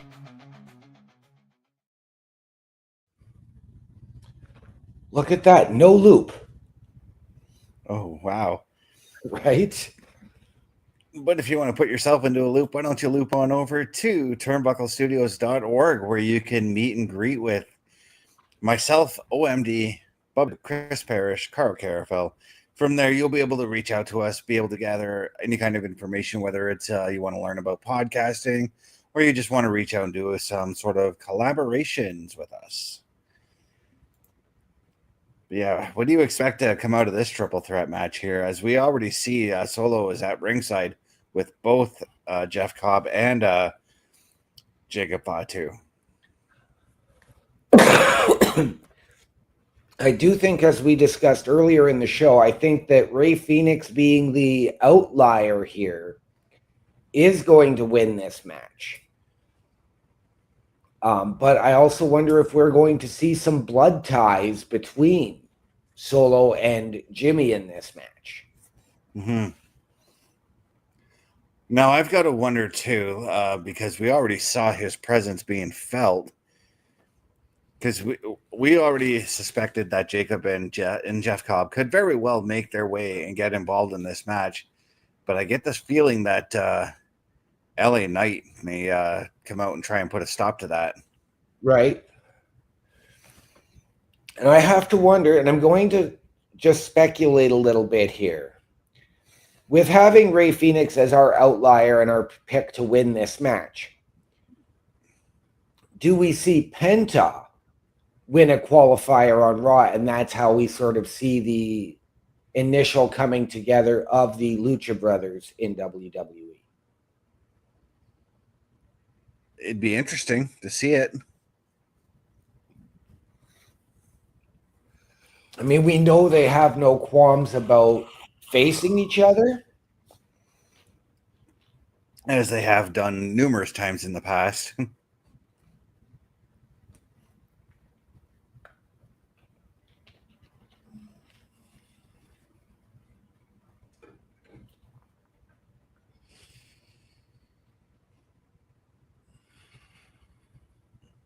As we're going to be rolling back to the action in about 5 seconds. 5, 4, 3, 2, 1.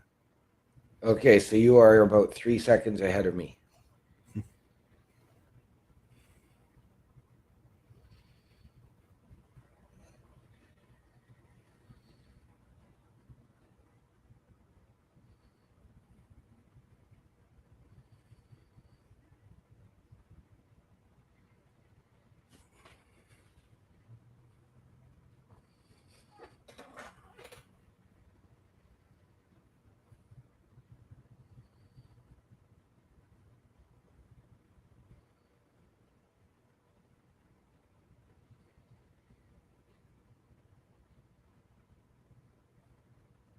It's interesting that they're using the same Money in the Bank font and look as last year.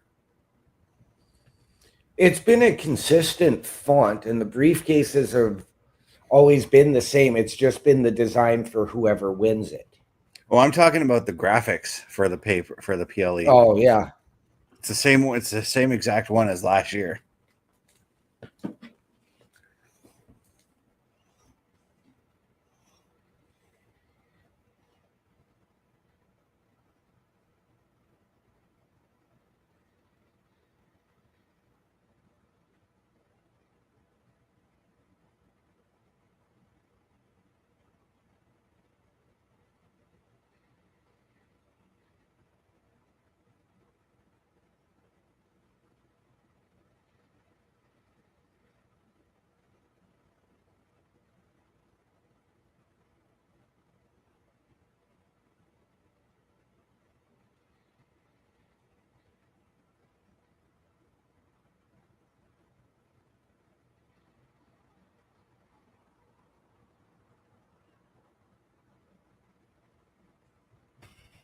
Now imagine Jimmy Uso wins and cashes in on Jay. right? You know what, though? I don't see that one. I could see Jimmy Uso winning the match. Absolutely. Mm-hmm. But could you see Jimmy Uso winning, cashing in and being the guy to dethrone Cena? And then you've got both of the world titles back within the family. You know what? I was thinking about that too, and I imagined them like standing in the ring, both world titles, hugging and like holding up the titles, similar to what Benoit and Guerrero did back at WrestleMania 20. Right? That would be a very magical moment. Yes, it would.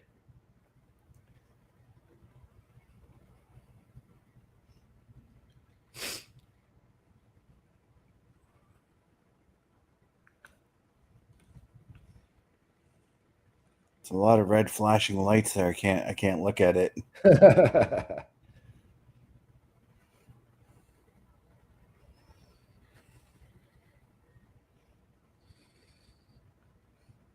For anybody that is interested, the hockey game is still deadlocked at zeros in the second intermission.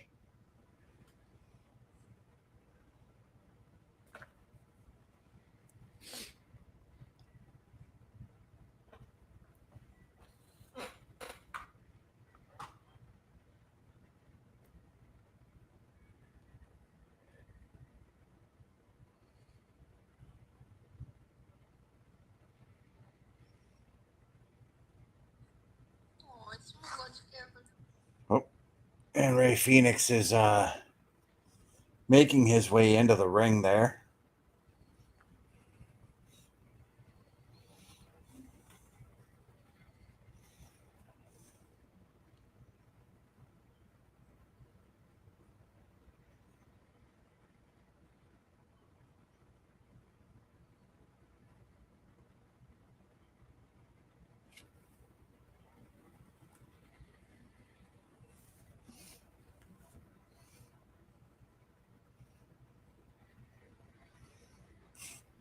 I see a sign in the crowd that says hire El Generico. Nice. I mean, Sammy did wrestle in NXT for a couple of matches as El Generico, so. Really? Yeah, you don't remember he did that? Nope. He did.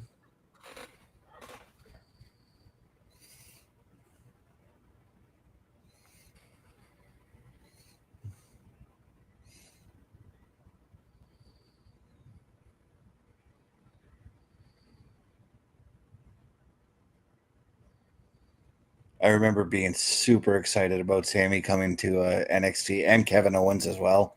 Right? I was far more excited for Kevin Owens, Kevin Steen,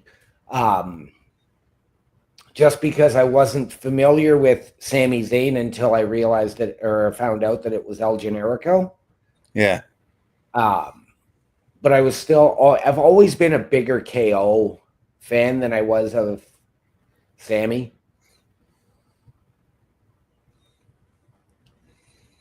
I mean, the matches they had in Ring of Honor, especially that farewell match when everybody knew that both men were leaving. Yep. Just wow.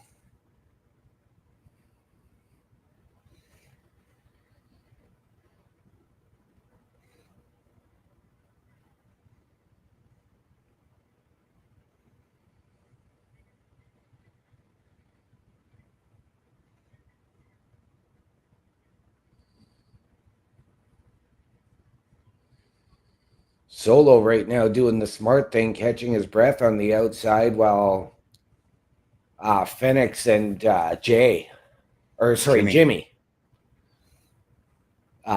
go at it here and wear each other out.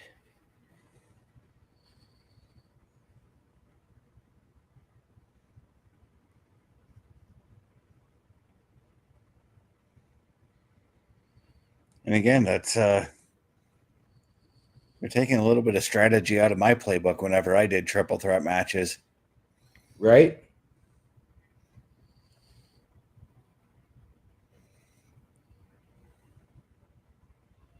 It was one of my things. Powder outside the ring, take a break while I let the other two beat each other up. But what I would do too is I would let them beat each other, let my opponents beat each other up for about 5 minutes, 2 to 3, maybe sometimes 5 minutes.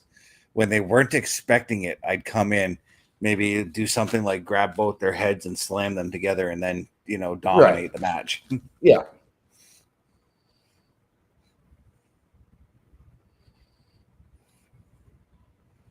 But Solo is also selling a dive from Jimmy earlier, and now he's getting into the thick of things.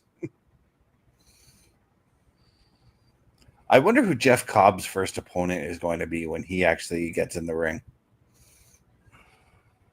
I don't know. It's going to be interesting. I would not be surprised if it's an LA Knight.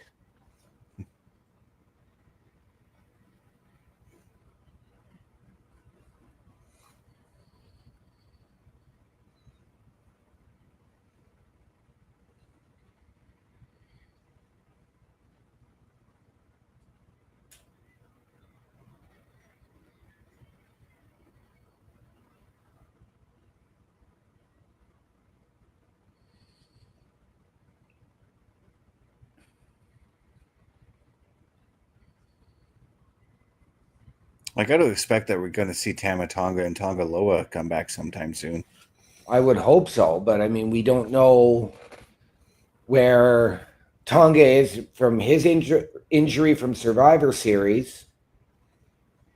And Tama, I believe, got hurt around WrestleMania.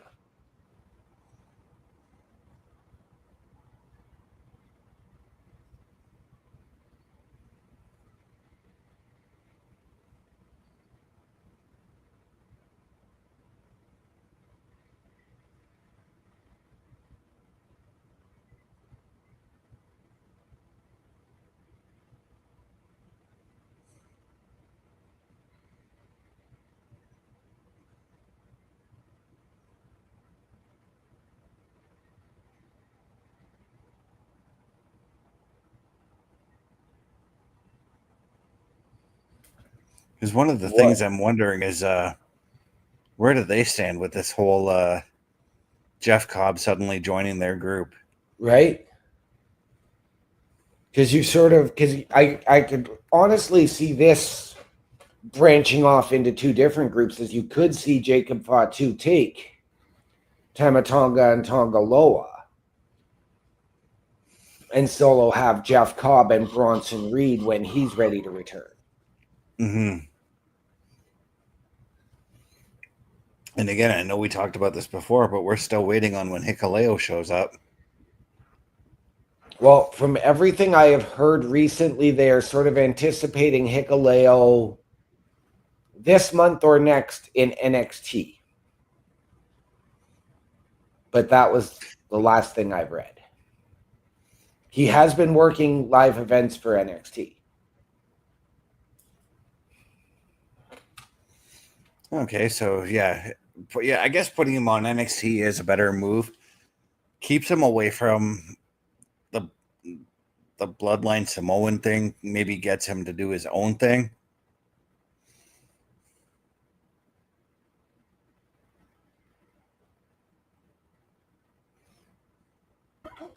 Much like we had with Solo Sikoa for a long time prior to his debut at Clash at the Castle, the inaugural Clash at the Castle. Yeah. Not sure what Solo was trying to look for, but there was nothing under the ring there, dude. I'm also been hearing the same thing potentially for Lance Anoa'i to be debuting on NXT very soon.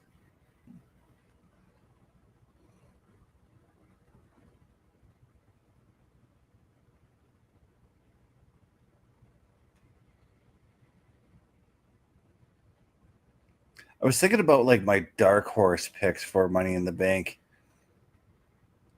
And I was thinking about this, but how much of a nice little jumpstart would this be if Shinsuke Nakamura comes back and wins the Money in the Bank? That would be fantastic. I think it'd be a nice reboot for him, a nice refresher for him. Yeah, although not really what many would consider a surprise. But if he returns at Money in the Bank, what about Cody Rhodes? There's rumors floating around that he's supposed to return tonight, but We haven't seen or heard anything from commentary.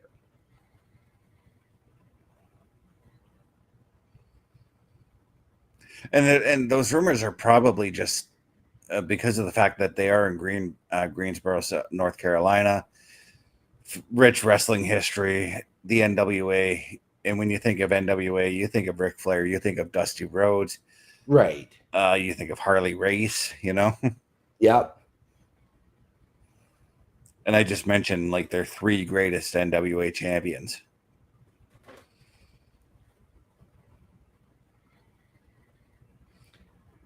The other question I have is, do we hear from Randy Orton tonight after what happened at Backlash?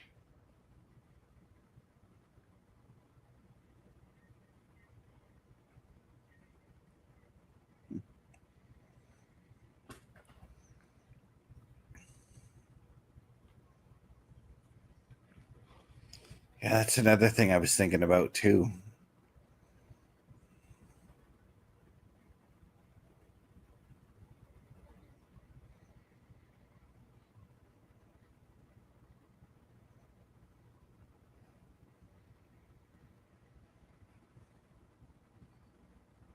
Nice roll through by Charles. Dude. Pay attention, little Nate. Really the most egregious mistake I've probably ever seen Charles Robinson make reffing a match.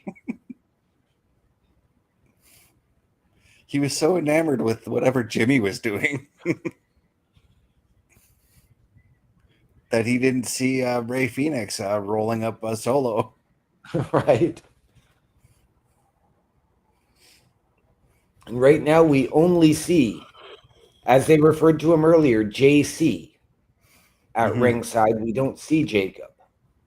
I'm not calling him JC. I'm calling him Jeff Cobb. Because if they call him JC, I think of JC Chazez from NSYNC. So. Well, that's what Solo was calling him earlier, was my man JC. Oh, I know. And I have heard that apparently they have trademarked the name JC Mateo. Now, whether that's going to be Jeff Cobb or not, I don't know.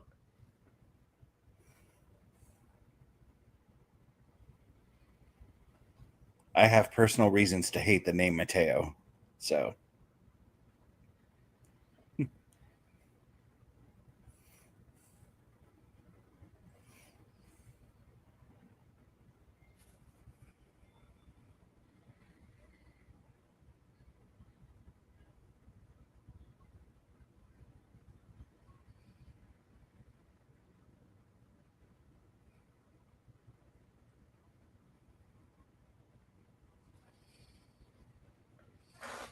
Well, that's one way to dodge the spike. Try to get him into a crucifix. Right?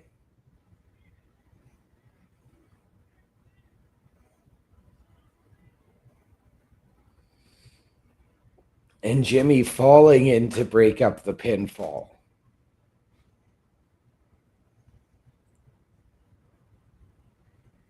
No, see, Jacob's still there.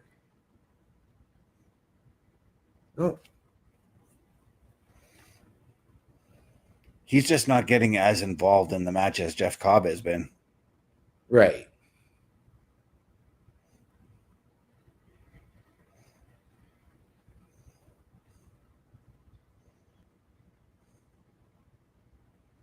Nice little exchange right now between Fenix and Uso we're getting right now.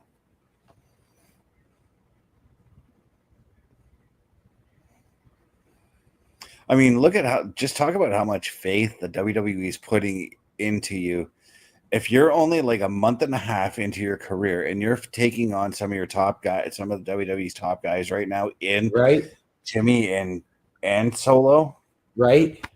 And you were given a match at WrestleMania when Rey Mysterio couldn't compete.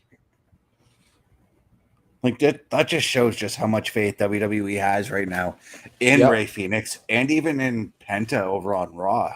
Yep. And I'm saying Penta because like when Penta was given the longevity run and the Royal Rumble, it's not often like somebody who's only been in the WWE for like 3 weeks gets a rub like that. No, but I mean, they did the same thing with Roxanne Perez in the Women's Rumble. Mm-hmm. But I mean, Roxanne's been in the WWE for a couple of years now, so she has.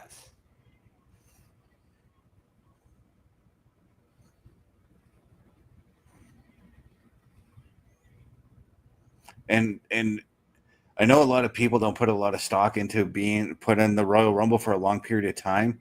Solo Sikoa just took the win there, just as I sort of suspected he was going to do. I just got the finish, so. But Stone Cold Steve Austin has put this out himself about the Royal Rumble. If you're in the Royal Rumble and you're given that time where you're told, okay, you're going to be out there for about 30, 40 minutes, that is a big rub in the Royal Rumble match.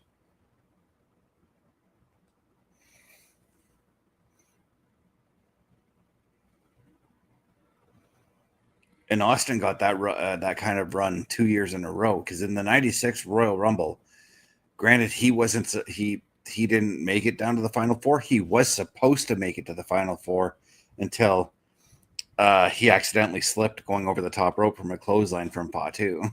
Yep. But the following year, he got the longevity run and ended up winning the thing. Winning it through nefarious means because Brett did throw him over. The Leafs scored. They did. Oh, look, LA Knight's out there. And he's standing on a table and fending all three members of Solo's bloodline here off. Nick Aldis has got something to say.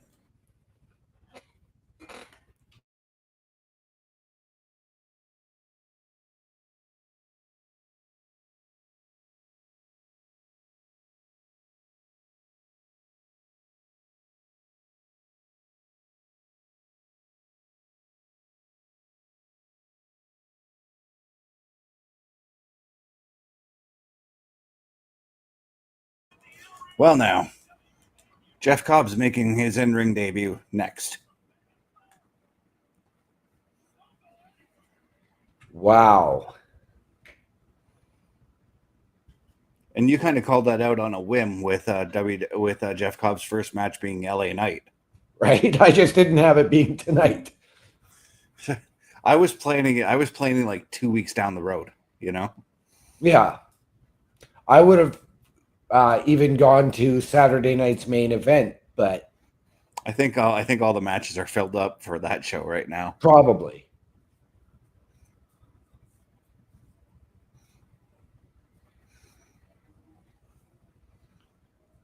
But Jeff Cobb and LA Knight, and that's going to be a hell of a match. It's going to be a hell of a match, and I need these 3 minutes that we're having for a commercial to roll by quick.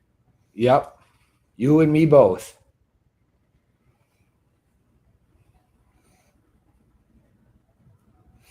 Of course, that's not going to happen.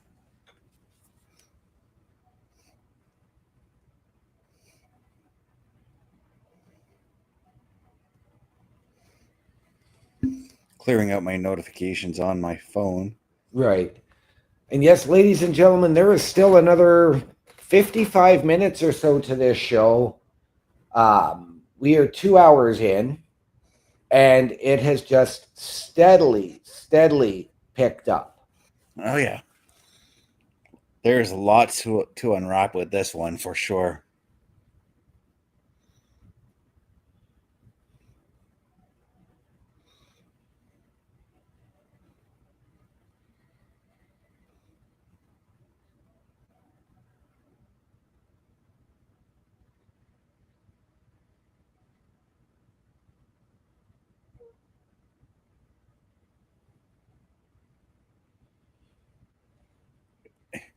And just so everyone's aware, the skies are still talking out there.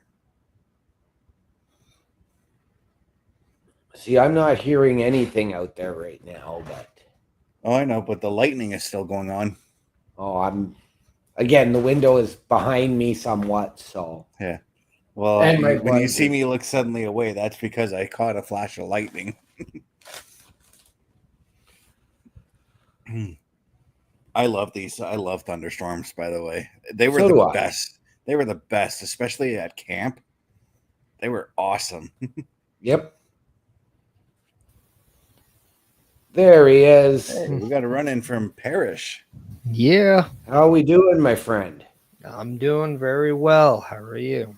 We are fantastic. SmackDown has really been picking up for the 2 hours from where it started.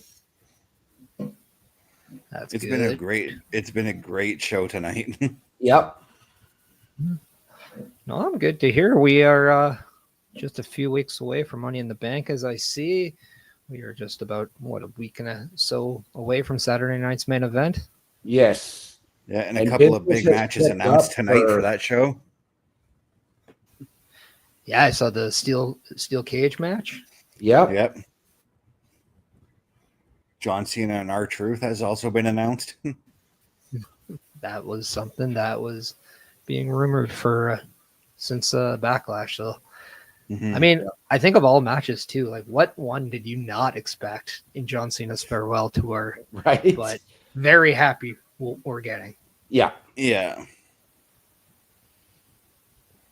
Now, I didn't hear if they said that John Cena was defending the title against R-Truth, or if It's a just non-title match. Non-title, okay.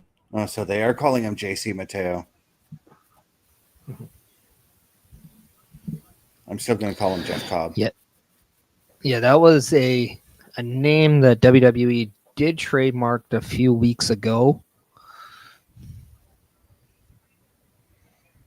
So I wonder if it has a lot to do with. I believe Jeff Cobb is his given name, is it not? I believe so. Yeah, and I know there's a lot to do with sometimes not wanting to use given names. WWE.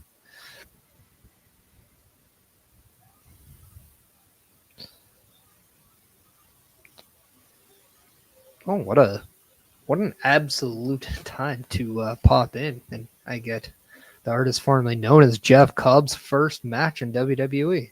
Right? Yeah, right? You actually came into the StreamYard as Nick Aldis was announcing it. So Yep. Maybe.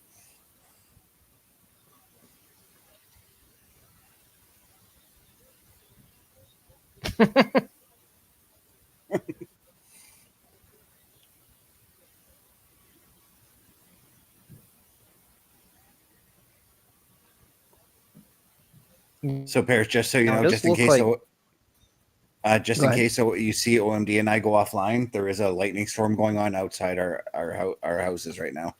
Yes. Awesome. I got this covered. If We are under severe thunderstorm warning. Mm-hmm. So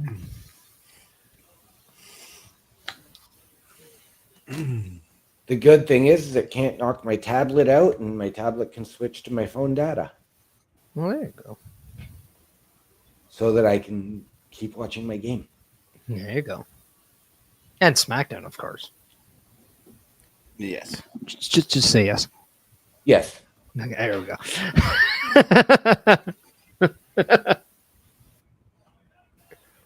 Ooh. So, where if anybody is wondering, one of the Leafs players who has been accused of not showing up showed up and got the only goal of the game so far.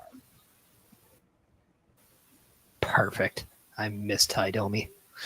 I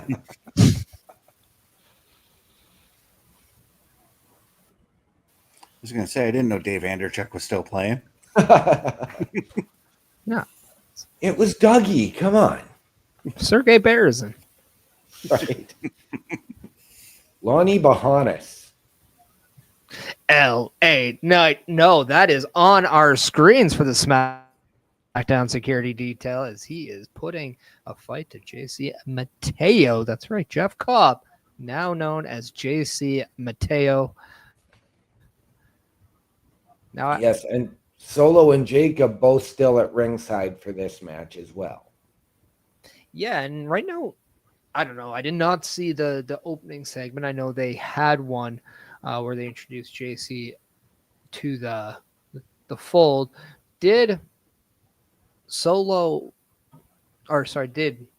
Jacob Fatu show much emotion? Because he's not showing a hell of a lot right now. It was No, very cynical between him and Solo in that opening promo. Yeah, the way he cut off Solo during that promo, like he seemed like he had a chip on the shoulder more so with Solo than he did with JC. Okay.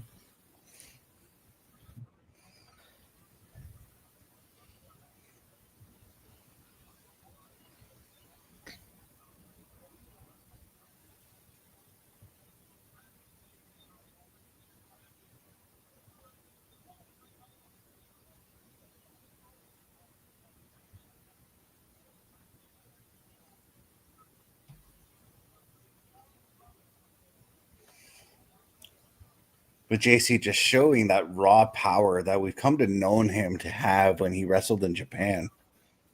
Right. And even prior to that, his time in Ring of Honor. Yeah.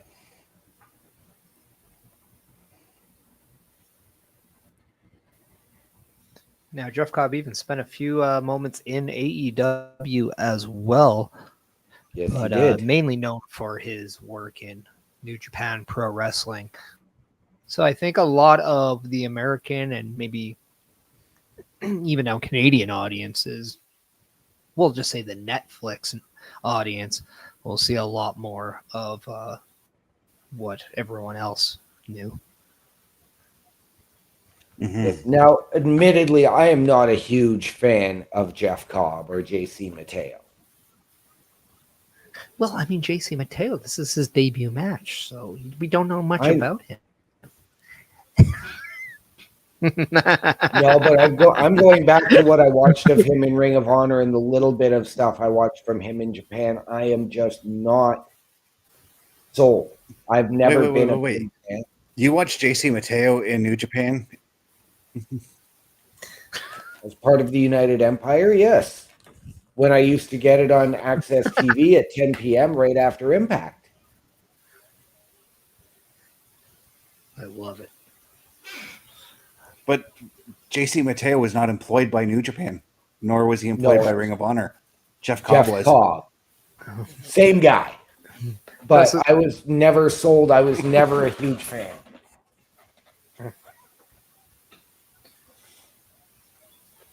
Because that was what we were like to refer to as a no-sell. But no, the one thing I will say out already is we're getting a very physical match, but yet it's a very pace match with LA Knight and JC Mateo right now. So I think right now I would say, like, yeah, we are getting glimpses of what we knew from him outside of WWE, but I do think we're seeing a lot of new things from JC Mateo, or the artistly formerly known as Jeff Cobb. Yes, as we see at the bottom of our screen, Friday afternoon, June 27th, and Saturday, June 28th, from Riyadh, Saudi Arabia, SmackDown and Night of Champions. Yes, and we will let everybody know that on Friday, June 27th, SmackDown Security Detail will remain on the same time to provide you with the SmackDown Security Detail. Yeah. So don't worry, there will be no programming. No, we will all watch it at the same time. That's right. At the only time we know.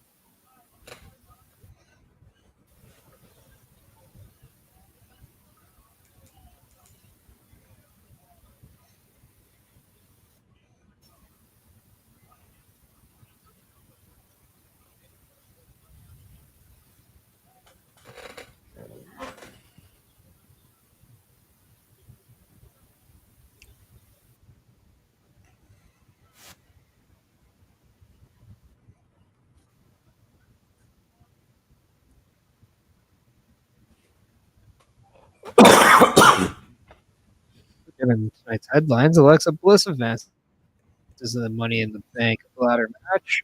And there She did. Being Priest in a steel cage match at Saturday night's main event, as well as John Cena and R-Truth, as it does not say World Heavyweight Championship. So I think that solidifies the question there. Yes. Oh, and I don't know if you saw this. I know you were busy earlier. But Nick Aldis introduced the newest member of the SmackDown women's locker room. I did see that. One Julia. And Solo Sikoa also advanced to the Money in the Bank. That is definitely something I didn't think I would have seen, but it's a good to have something different there. Also, what I did not expect for Axiom picking up the win against DIY. Yeah, and now they've got a tag team title match next week. I mean, what a great way to build up for Axiom just Right? in 2 weeks. Yeah.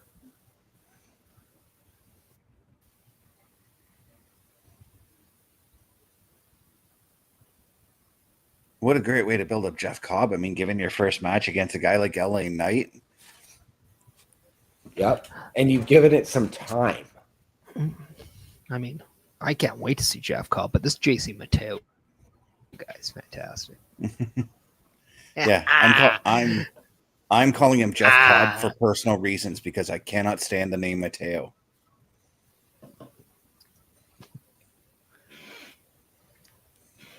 Well, you can just refer to him as JC like Solo did earlier in the program. Right. If I did that, then I'd think of JC Chazez from InSync. Yes, Best had his boy band phase. He's still not over it. And I know he's getting tickets when NSYNC reunites and goes on tour. Front row center. I mean, it'd probably be a hell of a show. Just like LA Knight and JC Mateo is a hell of a match. Very, I noticed that LA Knight does not have his wrist tape on. No, he does not. He had come down to the ring in his tank top and workout shorts and then stripped those away during the commercial break to be there in his tights. So he didn't even have time to prepare for the match. Well, I would say if he had his gear already on, you would at least have some tape with you.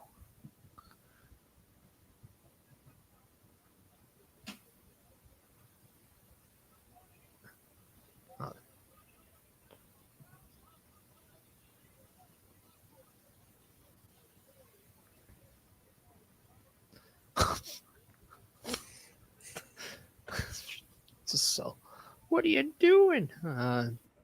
Eating a lot of the ring post.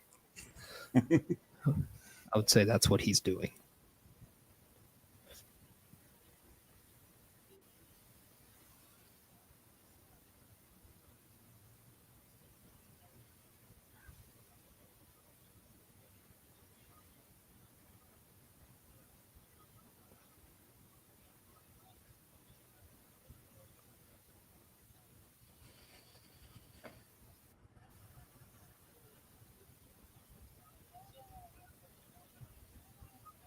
LA Knight really going back to that neck breaker, being able to not only hit it twice, but seems like it's something worth going for. I think he's well adversed in the. You don't want to hit a Samoan in the face. Yeah. Dropping him on the back of his head.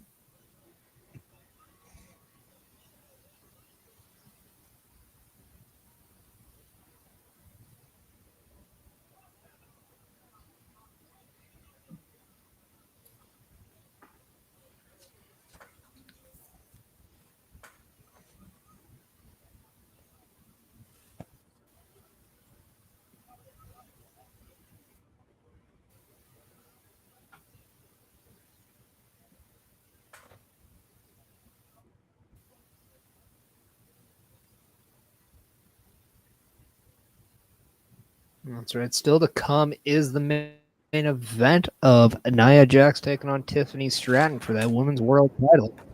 Yes. It's going to be a hell of a match. Yes, it is. And potential reports of Cody Rhodes returning tonight, but we don't know.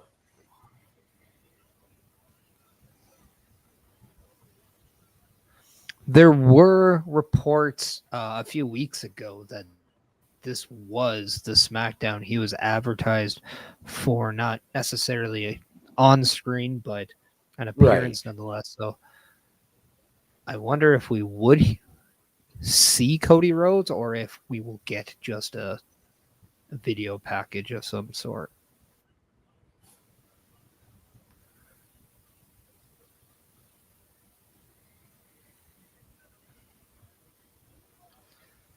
I think if you're going to do it, you have to do it on screen. But I think that you'll potentially likely see that come Survivor or Saturday night's main event, not Survivor Series day. I was going to say, well, going to wait 6 months for Cody's return. He's a patient man. But I wouldn't even hate if we get Cody Rhodes, but maybe we get like somebody attacking him, or so we actually don't hear those words from Cody. An impressive win. Yeah. Let's not take away all the outside interference, but yes, there was a little bit of interaction with LA Knight and Pod 2 and Solo Sikoa, but nonetheless, JC Mateo wins his first match in the WWE.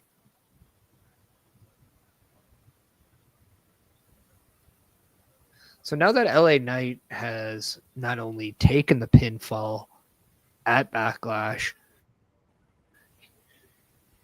he seems to now, with the loss against JC Mateo, been kind of farther down from that chase back to the United States Championship. Right. Do we even see LA Knight involved in that United States Championship? Or do we see him maybe go somewhere else? I know that there's speculation about being drafted, but we don't know anything yet about that. We don't. The only thing like that, again, I can say about what I've heard for the draft is potentially the weekend in Tampa, but it was supposed to be done before SummerSlam. Yeah. So they are, again, giving a wide range of time. So, but as we saw earlier with Julia being drafted, does this mean they've reopened that transfer window? No, I think they would have said something about that.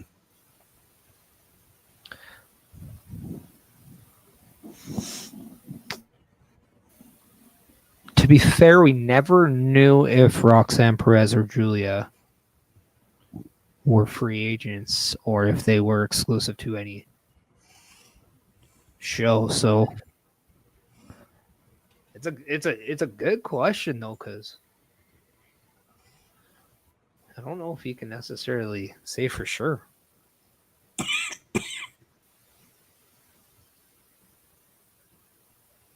But it is a good way to get Julia away from Roxanne Perez, given what Julia had said to Roxanne on Monday, where she had flat out said there is no we and just walked off. Yeah. Well, definitely keeps that 10. But now, I guess the question is, what is Julia's intention on SmackDown? They did tease the possibility of Charlotte or Alexa Bliss because they were there when that signing happened. And I did see that.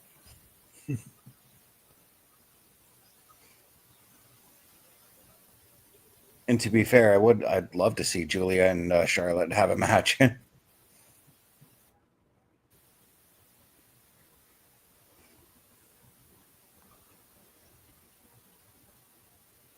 Could we see Charlotte and Julia form an alliance? It's a possibility as well.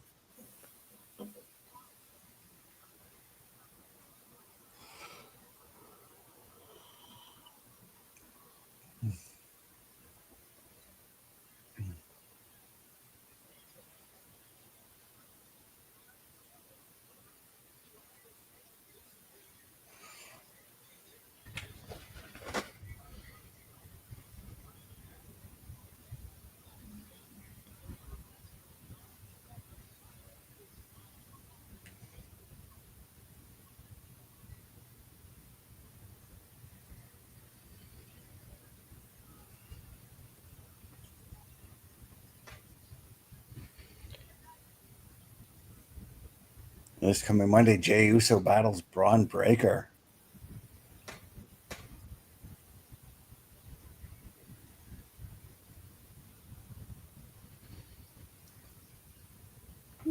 Greenville, South Carolina.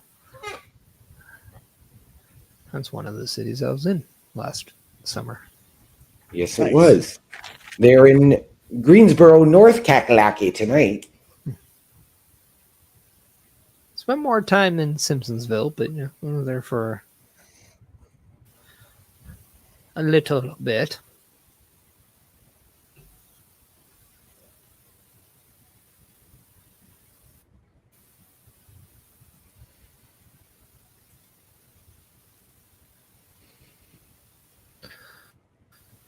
Now, in that video, we have seen that The Miz, somebody who hasn't been around for a while, but we can say that he is now the new host to American Gladiators. Yep. So I don't know how much of The Miz we'll be seeing anytime soon. And we saw The Miz earlier tonight as he did accompany Carmelo Hayes to the ring for the rematch against Aleister Black. And I posed the question to Best earlier. I'm going to pose it to you now. Okay. Could we see The Miz prolong his career out of the ring by going into a managerial role? And could we see in the next... I think of all people, he is definitely somebody who can do that. I think the one thing I don't think anybody will say anymore is The Miz can't do something, because he just has proved within his career that just when you think he can't do something, he does it, and he does it with you thoroughly entertained and enjoying it. Right. But yeah, I mean, I wouldn't throw that past him. I just don't know if I see that anytime soon. No. I am curious though with what I was saying earlier about just him being active in ring opposed to just on screen, but I do think The Miz could play a part as that for at least the time being. Right. And I did ask to further that question. Currently, we have Paul Heyman guys. Could we see a decade from now Miz guys?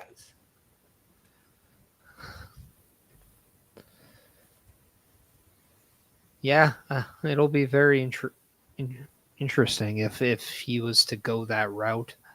But yeah, I think we're ways away from that, because there's a lot of. It seems like there's still a lot of gas in the tank of The Miz. Yeah.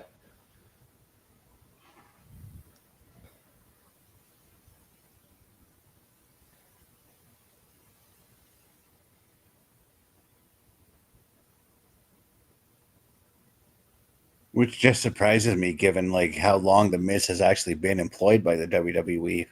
I mean, he's been a part of the WWE for the better part of 21 years now, you know? Yeah. Well, I mean, because when did he start? It was... I'm counting his time in Tough Enough in 2004, so... Well, I mean...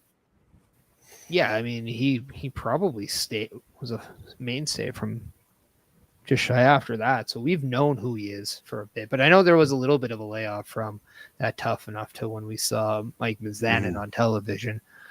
Yeah, and that's what I got to assume, that he was probably working in OVW or FCW or whichever one it was they had at the time.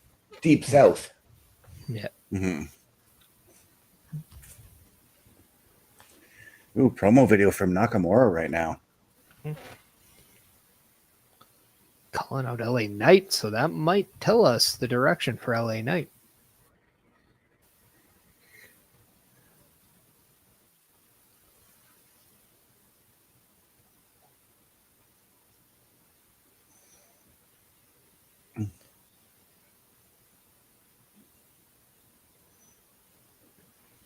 Calling out Aleister Black as well. So this might be just a Shinsuke Nakamura putting the SmackDown roster on notice and just specifying a few people.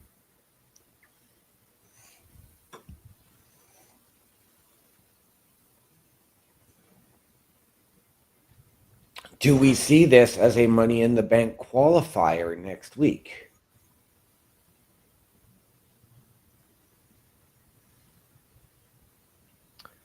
I mean, I can't say no because this could be a good way to put either one of these men in. That's exactly what it is. Yeah.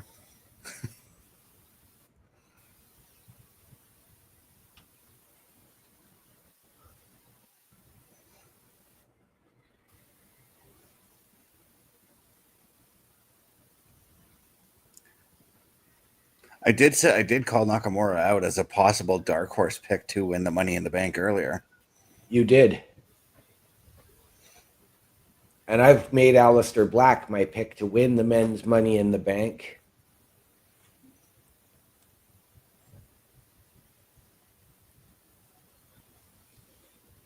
I'm loving the graphics for Money in the Bank. I know they used them last year, but I just love the little guy running around. Yep. Best pointed that out earlier as well on the show.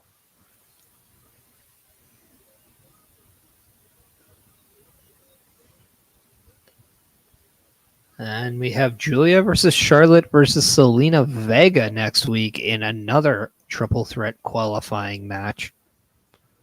Wow. And I'm going to go Julia on this one. Yeah.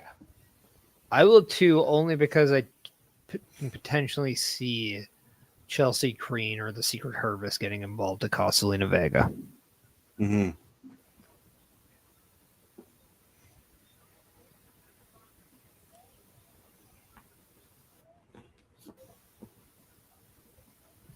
And Fraxium looks to do what the Motor City Machine Guns did, and that is win tag team championships within their first month of being on SmackDown.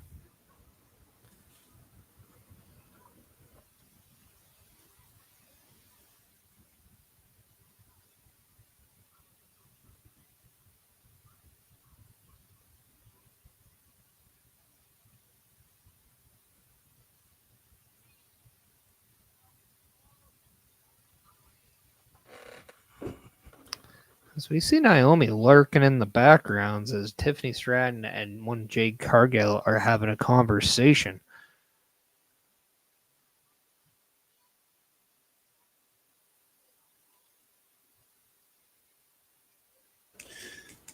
Which is interesting because she was also seen lurking in the background earlier when they were showing Nia Jax backstage as well.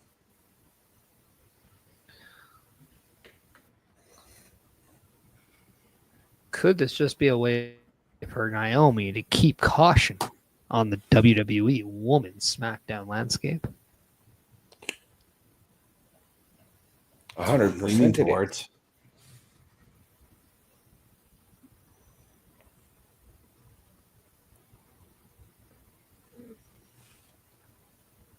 And while we once again get an ad for Fanatics Fest, I'm going to go for the second locker room visit. And we get ad read because everybody, we all know what's better than number one? Number two. Just like the Florida Panthers, we have somebody dropping a load today, and his name is OMD. But you don't need to drop a load, but you do need to drop a lot of attention to the link that is below, and that is carlcarafel.redbubble.com, where you can pick up all the merchandise that you see, with the locker room visit just being one of the plethora of ideas that can come on your screen. So drop a deposit at carlcarafel.redbubble.com while OMD poops in celebration that his Maple Leafs finally showed up,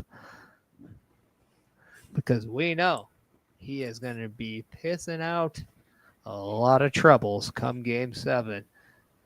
But you don't need to fear. You can be relieved either way when you go to carlcarafel.redbubble.com.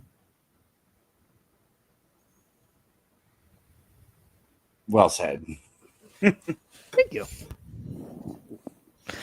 Also, it's since we have just over 2 or just under 2 minutes right now, this is a great time to let everybody know about turnbucklestudios.org. That's right. That is the place where you can get more information about the Turnbuckle Affiliation Program. You can meet the team. You can get your introduction to podcasting and content creation, or more information to a working relationship, whether it's through collaboration or other. Please go check out turnbucklestudios.org. And if that doesn't convince you, well, why don't we just show you this video instead? Turnbuckle Studios and the Turnbuckle Affiliation Program bring you the week of streams. All times are in Eastern Time. Monday nights you get the Locker Room Breakdown at 7 p.m., followed by the Raw Patrol at 8 p.m.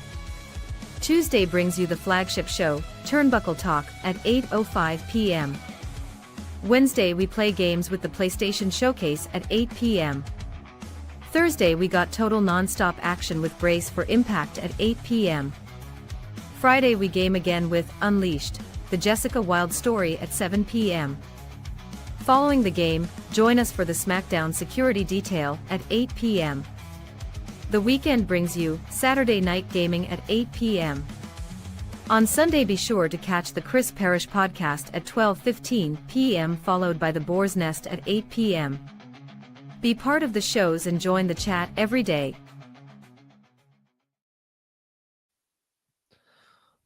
That's right, everybody. Turnbucklestudios.org is your place for the Turnbuckle Affiliation Program.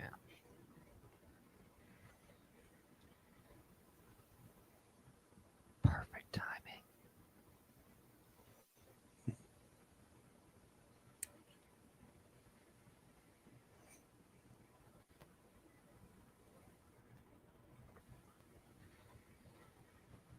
Could we see, with that no contest between Carmelo Hayes and Aleister Black, could we see Carmelo Hayes play a factor in that qualifying match for Money in the Bank?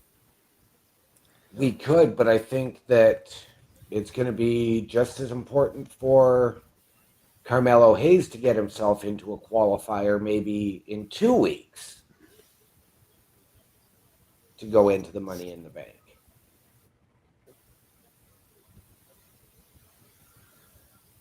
Somebody has to tell that young lad right there that, one, he has competition if he would like that commitment from Tiffany Stratton, but also, bro, he's up. You've got a life to live before that big of a decision, buddy. Right?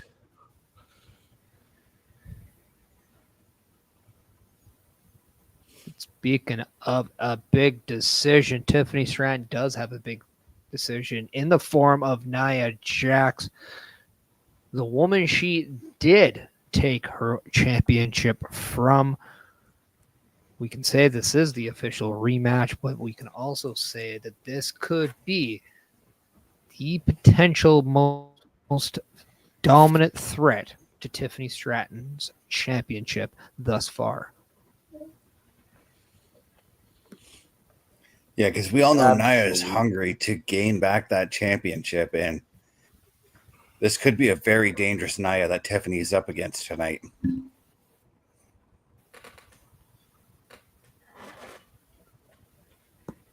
Out of curiosity, could we see tonight being the return of Candice LeRae? Again, Mr. Best posed that question early on in the show.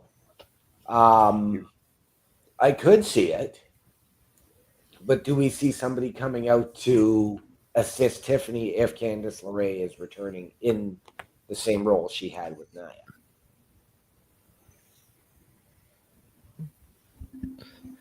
Now,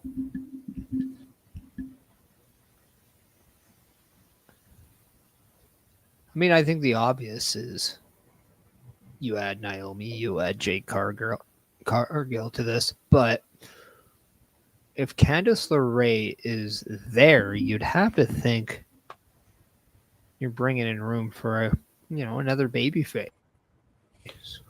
What I'm going to Could that be pose where we is see Julia?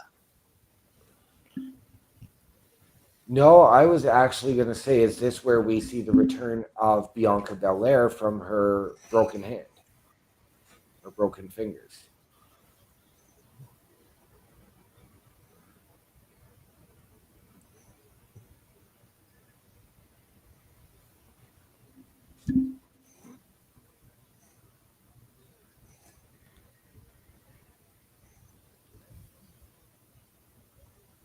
I don't know. Because I have to think too. Like we could be seeing something brewing for Saturday night's main event as well. We could.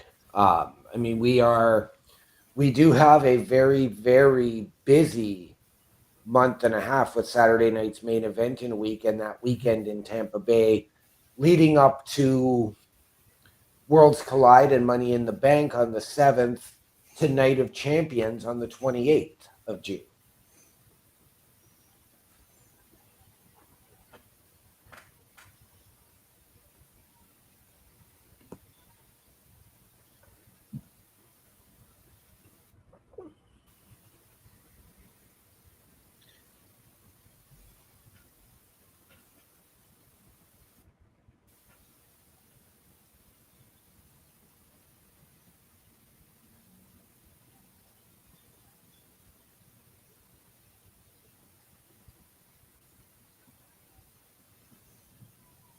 As we now see, Tiffany Stratton is 133 days in her first reign. Now, would it not be the most ironic thing that Tiffany Stratton loses her championship the same way she won it? It would. Okay. I just can't make heads or tails of who I'd pick to win that Money in the Bank. I mean, right now I'm going back and forth in my head between Alexa Bliss and Julia. I mean, what about Jade Cargill? This could be a very good way of having her have that briefcase, get that championship match, but then also not necessarily putting her in world championship situations for a bit. Right. But then we can also look at maybe is Naomi a good candidate for this as well? Because with the lurking she's been doing tonight, and then just striking whenever she feels, could be very suitable for a Money in the Bank. Yes. Now, I am leaning towards Alexa Bliss, even though I know she is the only one to have qualified for Money in the Bank. And we don't know who the competitors from Raw are going to be in that first qualifier. But I'm also leaning towards the winner of the last chance match being Chelsea Green, who I know you guys had widely picked last year to win it. And I'm debating on, does Chelsea get that opportunity this year? And that's only if we do get a last pick match. Which seems to be tradition. We usually get a last chance match. I mean, it'll be intriguing. You know what? I think this would be a great time if by chance you do. Because have they announced how many people there are going to be in each ladder match? 6. Okay. So I say this: have 2 from SmackDown, 2 from Raw. You can do a fun little battle royal for whoever was a participant that didn't qualify. Mm-hmm. And then I'd give one to NXT. Do a qualifying match at NXT and have an NXT participant in the Money in the Bank ladder match. Well, I'm going to be very, very honest. I do have Roxanne Perez qualifying and getting a good run in the Money in the Bank ladder match. And And my pick, I could honestly see it happening this Monday, as we just saw earlier tonight with Julia. But maybe that is how you introduce a Kalani Jordan to Monday Night Raw for her call-up. I don't think she's even close to being a call-up. Oh, I do. I think she falls right in that form of Roxanne Perez when you still have an opportunity to see what she's capable of as the person, Right, as the champion. See, and then allow her an opportunity to maybe show what a dark side of Kalani Jordan would be. right. The performer we now know as Roxanne Perez is just light years ahead from where she was just a couple years ago. Right. And I think that added time in NXT was absolutely invaluable to that. And I think the same will and can easily be said for Kalani Jordan. Right. Now, we do know that both potentially Kairi Sane and Kiana James are due back anytime. Could we see either of them get into the Money in the Bank mix? I mean, it's not at this point. Go ahead. It's not out of the realm of possibility. I mean, we saw Shinsuke Nakamura just announce his intention to be in the qualifier matches after we were wondering where he was, Right? I think just the fact that we haven't had everything kind of given to us yet. I think anything is really possible and plausible. And I think the one thing we've seen is that under Triple H, new things will happen once in a while. Right. So I don't know. It'll be intriguing to see if that's something, but I don't know. Maybe there might not even be NXT involvement. It was just an idea that I thought would be fun to debate. I mean, that old moniker that Vince used to say, anything can happen in the WWF, it's really ringing true under Triple H's regime. Well, because here's my theory, and I know, Bess, you'd be like, yeah. We all wondered, okay, Joe Hendry being at WrestleMania against Randy Orton, something nobody really expected. Mm-hmm. This could be your way of getting Joe Hendry versus John Cena, as if you had somebody from NXT qualifying, they could put Joe Hendry in that match. He could win, and for the first time, why not somebody from TNA? Right. Holding that contract, and if John Cena's your heavyweight champion, well, you can have that match, and nobody says Joe Hendry has to win, but you could have that match. And I still believe we get that match at SummerSlam. Yeah, I don't think you'll get it at a SummerSlam. I have a feeling that's where we might get him versus CM Punk or Cody Rhodes in that rematch.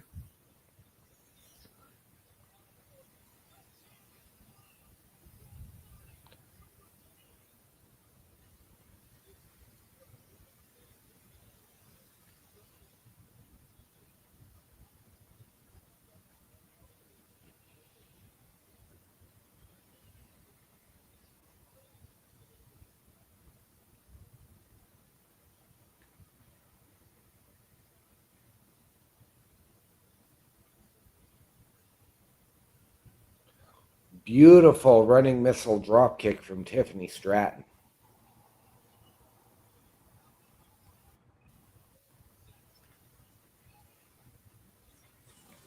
Love that Samoan drop from Nia, though, that followed.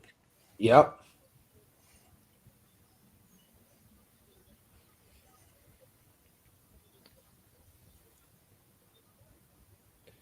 This show started off hot, and the fire has just continued to pick up and burn brighter and brighter all night. And the one thing I'm loving is just in the last few weeks, we've been seeing a lot of female matches close the shows, whether it's through tag matches, singles matches, but now we're seeing it on SmackDown with, we see an impressive spine buster from Tiffany Stratton. But just that, the fact now that we're seeing the Women's Undisputed Championship now main event, that's an episode of SmackDown since WrestleMania, really does show just how important WWE is putting a focus on the women's division. Yes. And with the rumors of Evolution coming back, I wonder if this is something completely in design. I got to say, yeah, 100% it is. Because if the rumors are true and we are getting it in, what are they saying, July or something like that? Yep. July 5th or July 12th.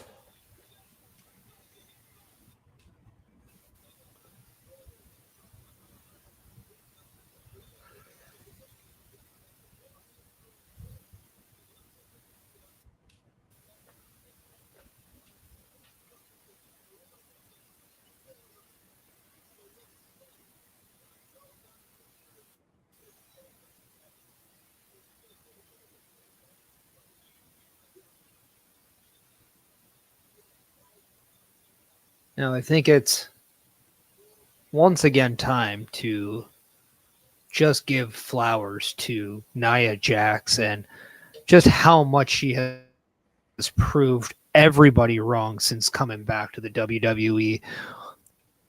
What she's been able to accomplish in ring is absolutely sensational. And she has been putting on just absolute amazing matches.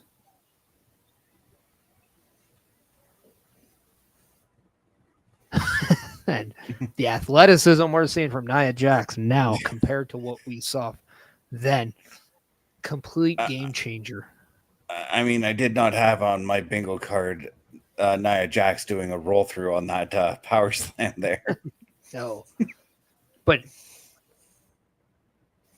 then you have Naomi coming down with the steel chair. I had her showing up, just not with the steel chair.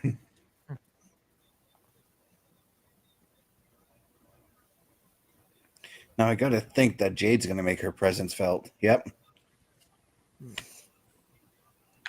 Say her name, and she appears. Do you believe in Jade Cargill? I definitely do. Just make that a meme now, won't we?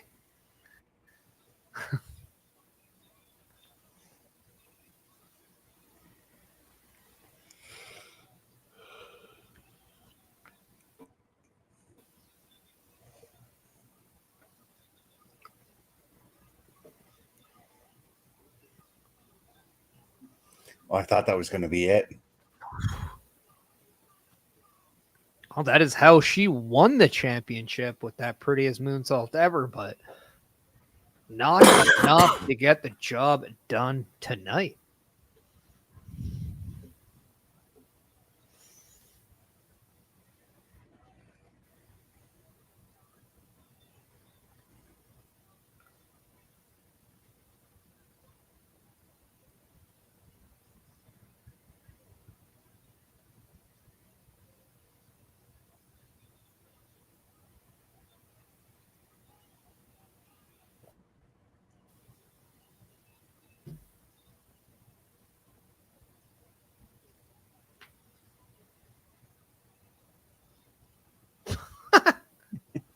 Smacking the prime bottle with that announce tabletop.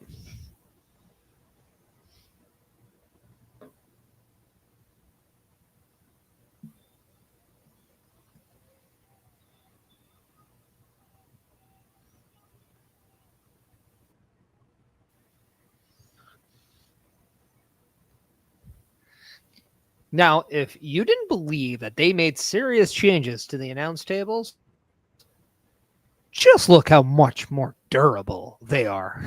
Right? Right? And Nia looking for the Annihilator, but Tiffany's already on her feet. A Tiffy bomb? Oh, Oh, Jesus. Shades to how Nia became queen of the ring.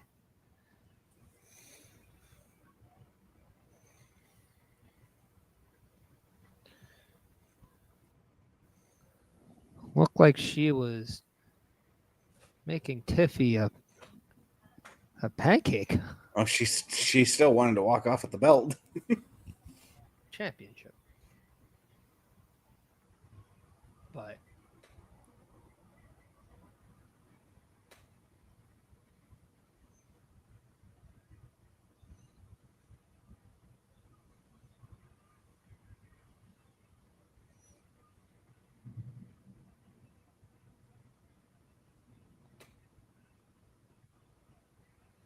Oh, Nia's been busted open.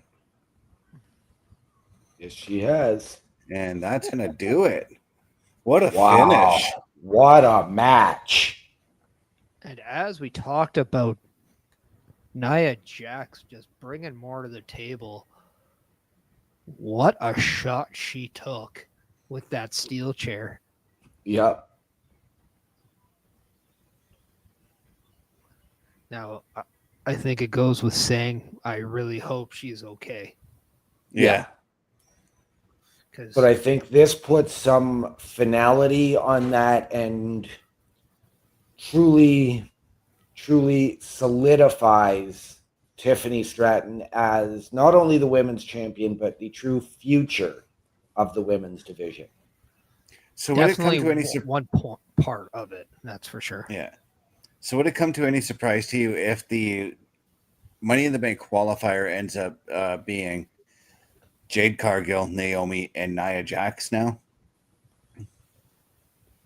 I don't know if I'd put Nia Jax in it. No, I don't think I would put the three of them into a single qualifier. I would put them all in individual qualifiers. But if you really want to do it, why don't you just put Naomi, Jade, and Bianca Belair? Right? It's a possibility. Then I think that's where you really open up that can of worms. But no, to kind of pigtail off what you just said, OMD, about the future of the women's division and how this solidifies Tiffany Stratton. I think a lot of people had Tiffany Stratton as their want to see her as world champion, and she did that by cashing in on Nia Jax. And then there were a lot of skeptics out there with her build with Charlotte going into WrestleMania, but all it seemed to do is completely solidify Tiffany Stratton, and now she has had that solidified win over Nia Jax, putting a nail in that feud. Where do we see now Tiffany Stratton kind of going in? We know she's one of the future women of the WWE, but that perception now to where we saw her a year ago, that's completely changed. I'm going to be honest. I know Mr. Best is going back and forth between Alexa Bliss and Julia for Money in the Bank. I do want to see Alexa versus Tiffy. But the one I'm really looking forward to is probably going to come potentially later this year or potentially by WrestleMania next year, and that is going to be Tiffany Stratton and Jordynne Grace.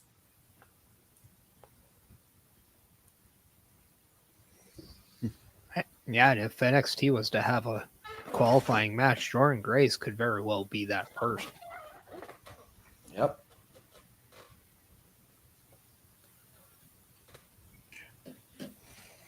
Yeah, but overall, this was a fantastic episode of SmackDown. It was. I mean, there was a lot to unwrap with this episode, and it just basically sets the tone for what I think we're going to see over not just leading up to Saturday night's main event or even Night of Champions, but what we're going to see for the whole summer. Right. Well, and I think this is really now the solidification to where we're going to be heading for the next so on months, because as I think we all know, like WWE does seem to go WrestleMania to WrestleMania, so Mhm. everything leads to WrestleMania in New Orleans next year. So how we get there still remains to be seen, but we know we got a lot of stops on the way. But this is definitely, if the rest of this time is going to be like we've just seen lately, we're definitely in store for something big. Yes. And then, I mean, let's not forget we have this potential draft coming up. And, you know, we don't know about this transfer portal if it's been reopened. Nothing has been said. Nothing was said tonight.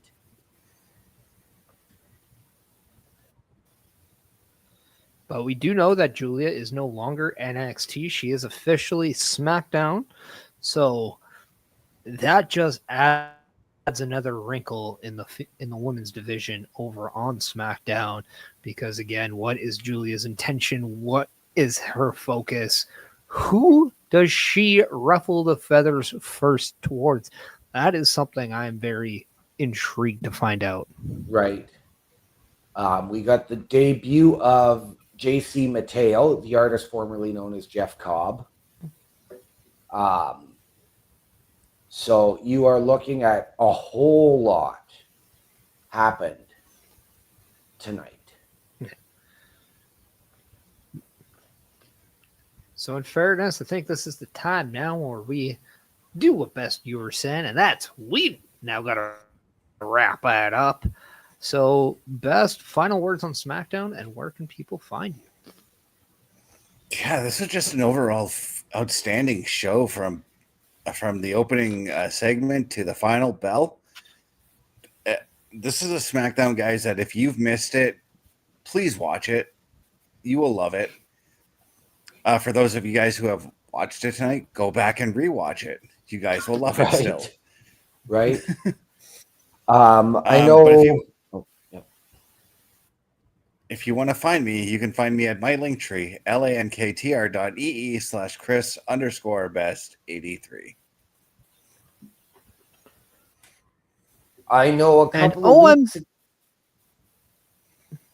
couple of weeks ago, I had a very hot take on Raw when I said that was my episode of the year so far.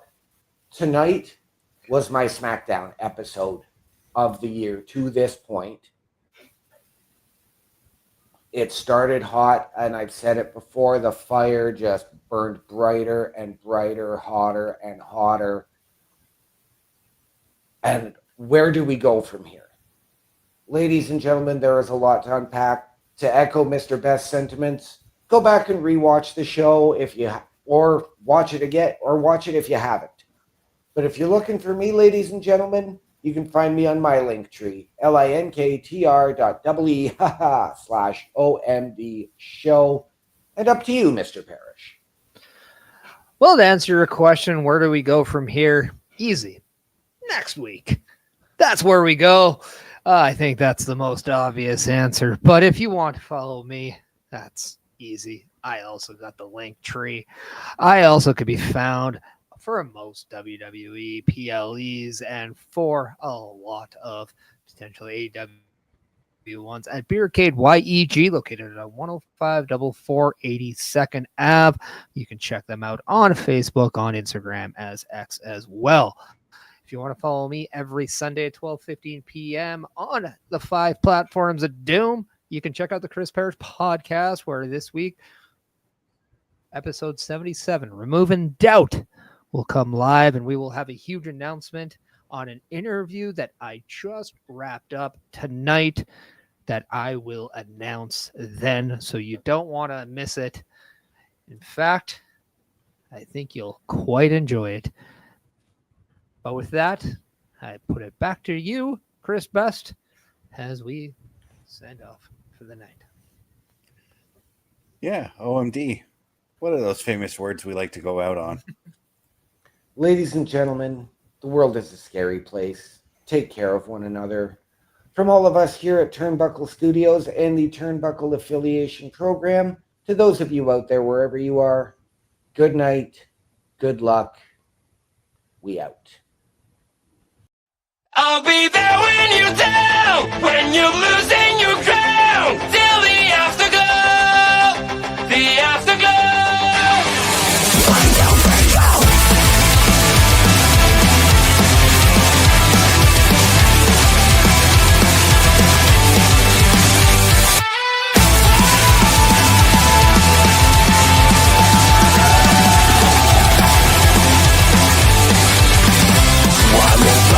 Fading away, you look so great when you gotta shine. One more thought of you is gone now, as you keep smiling at the crowd. Pressure is your best enemy, spotlights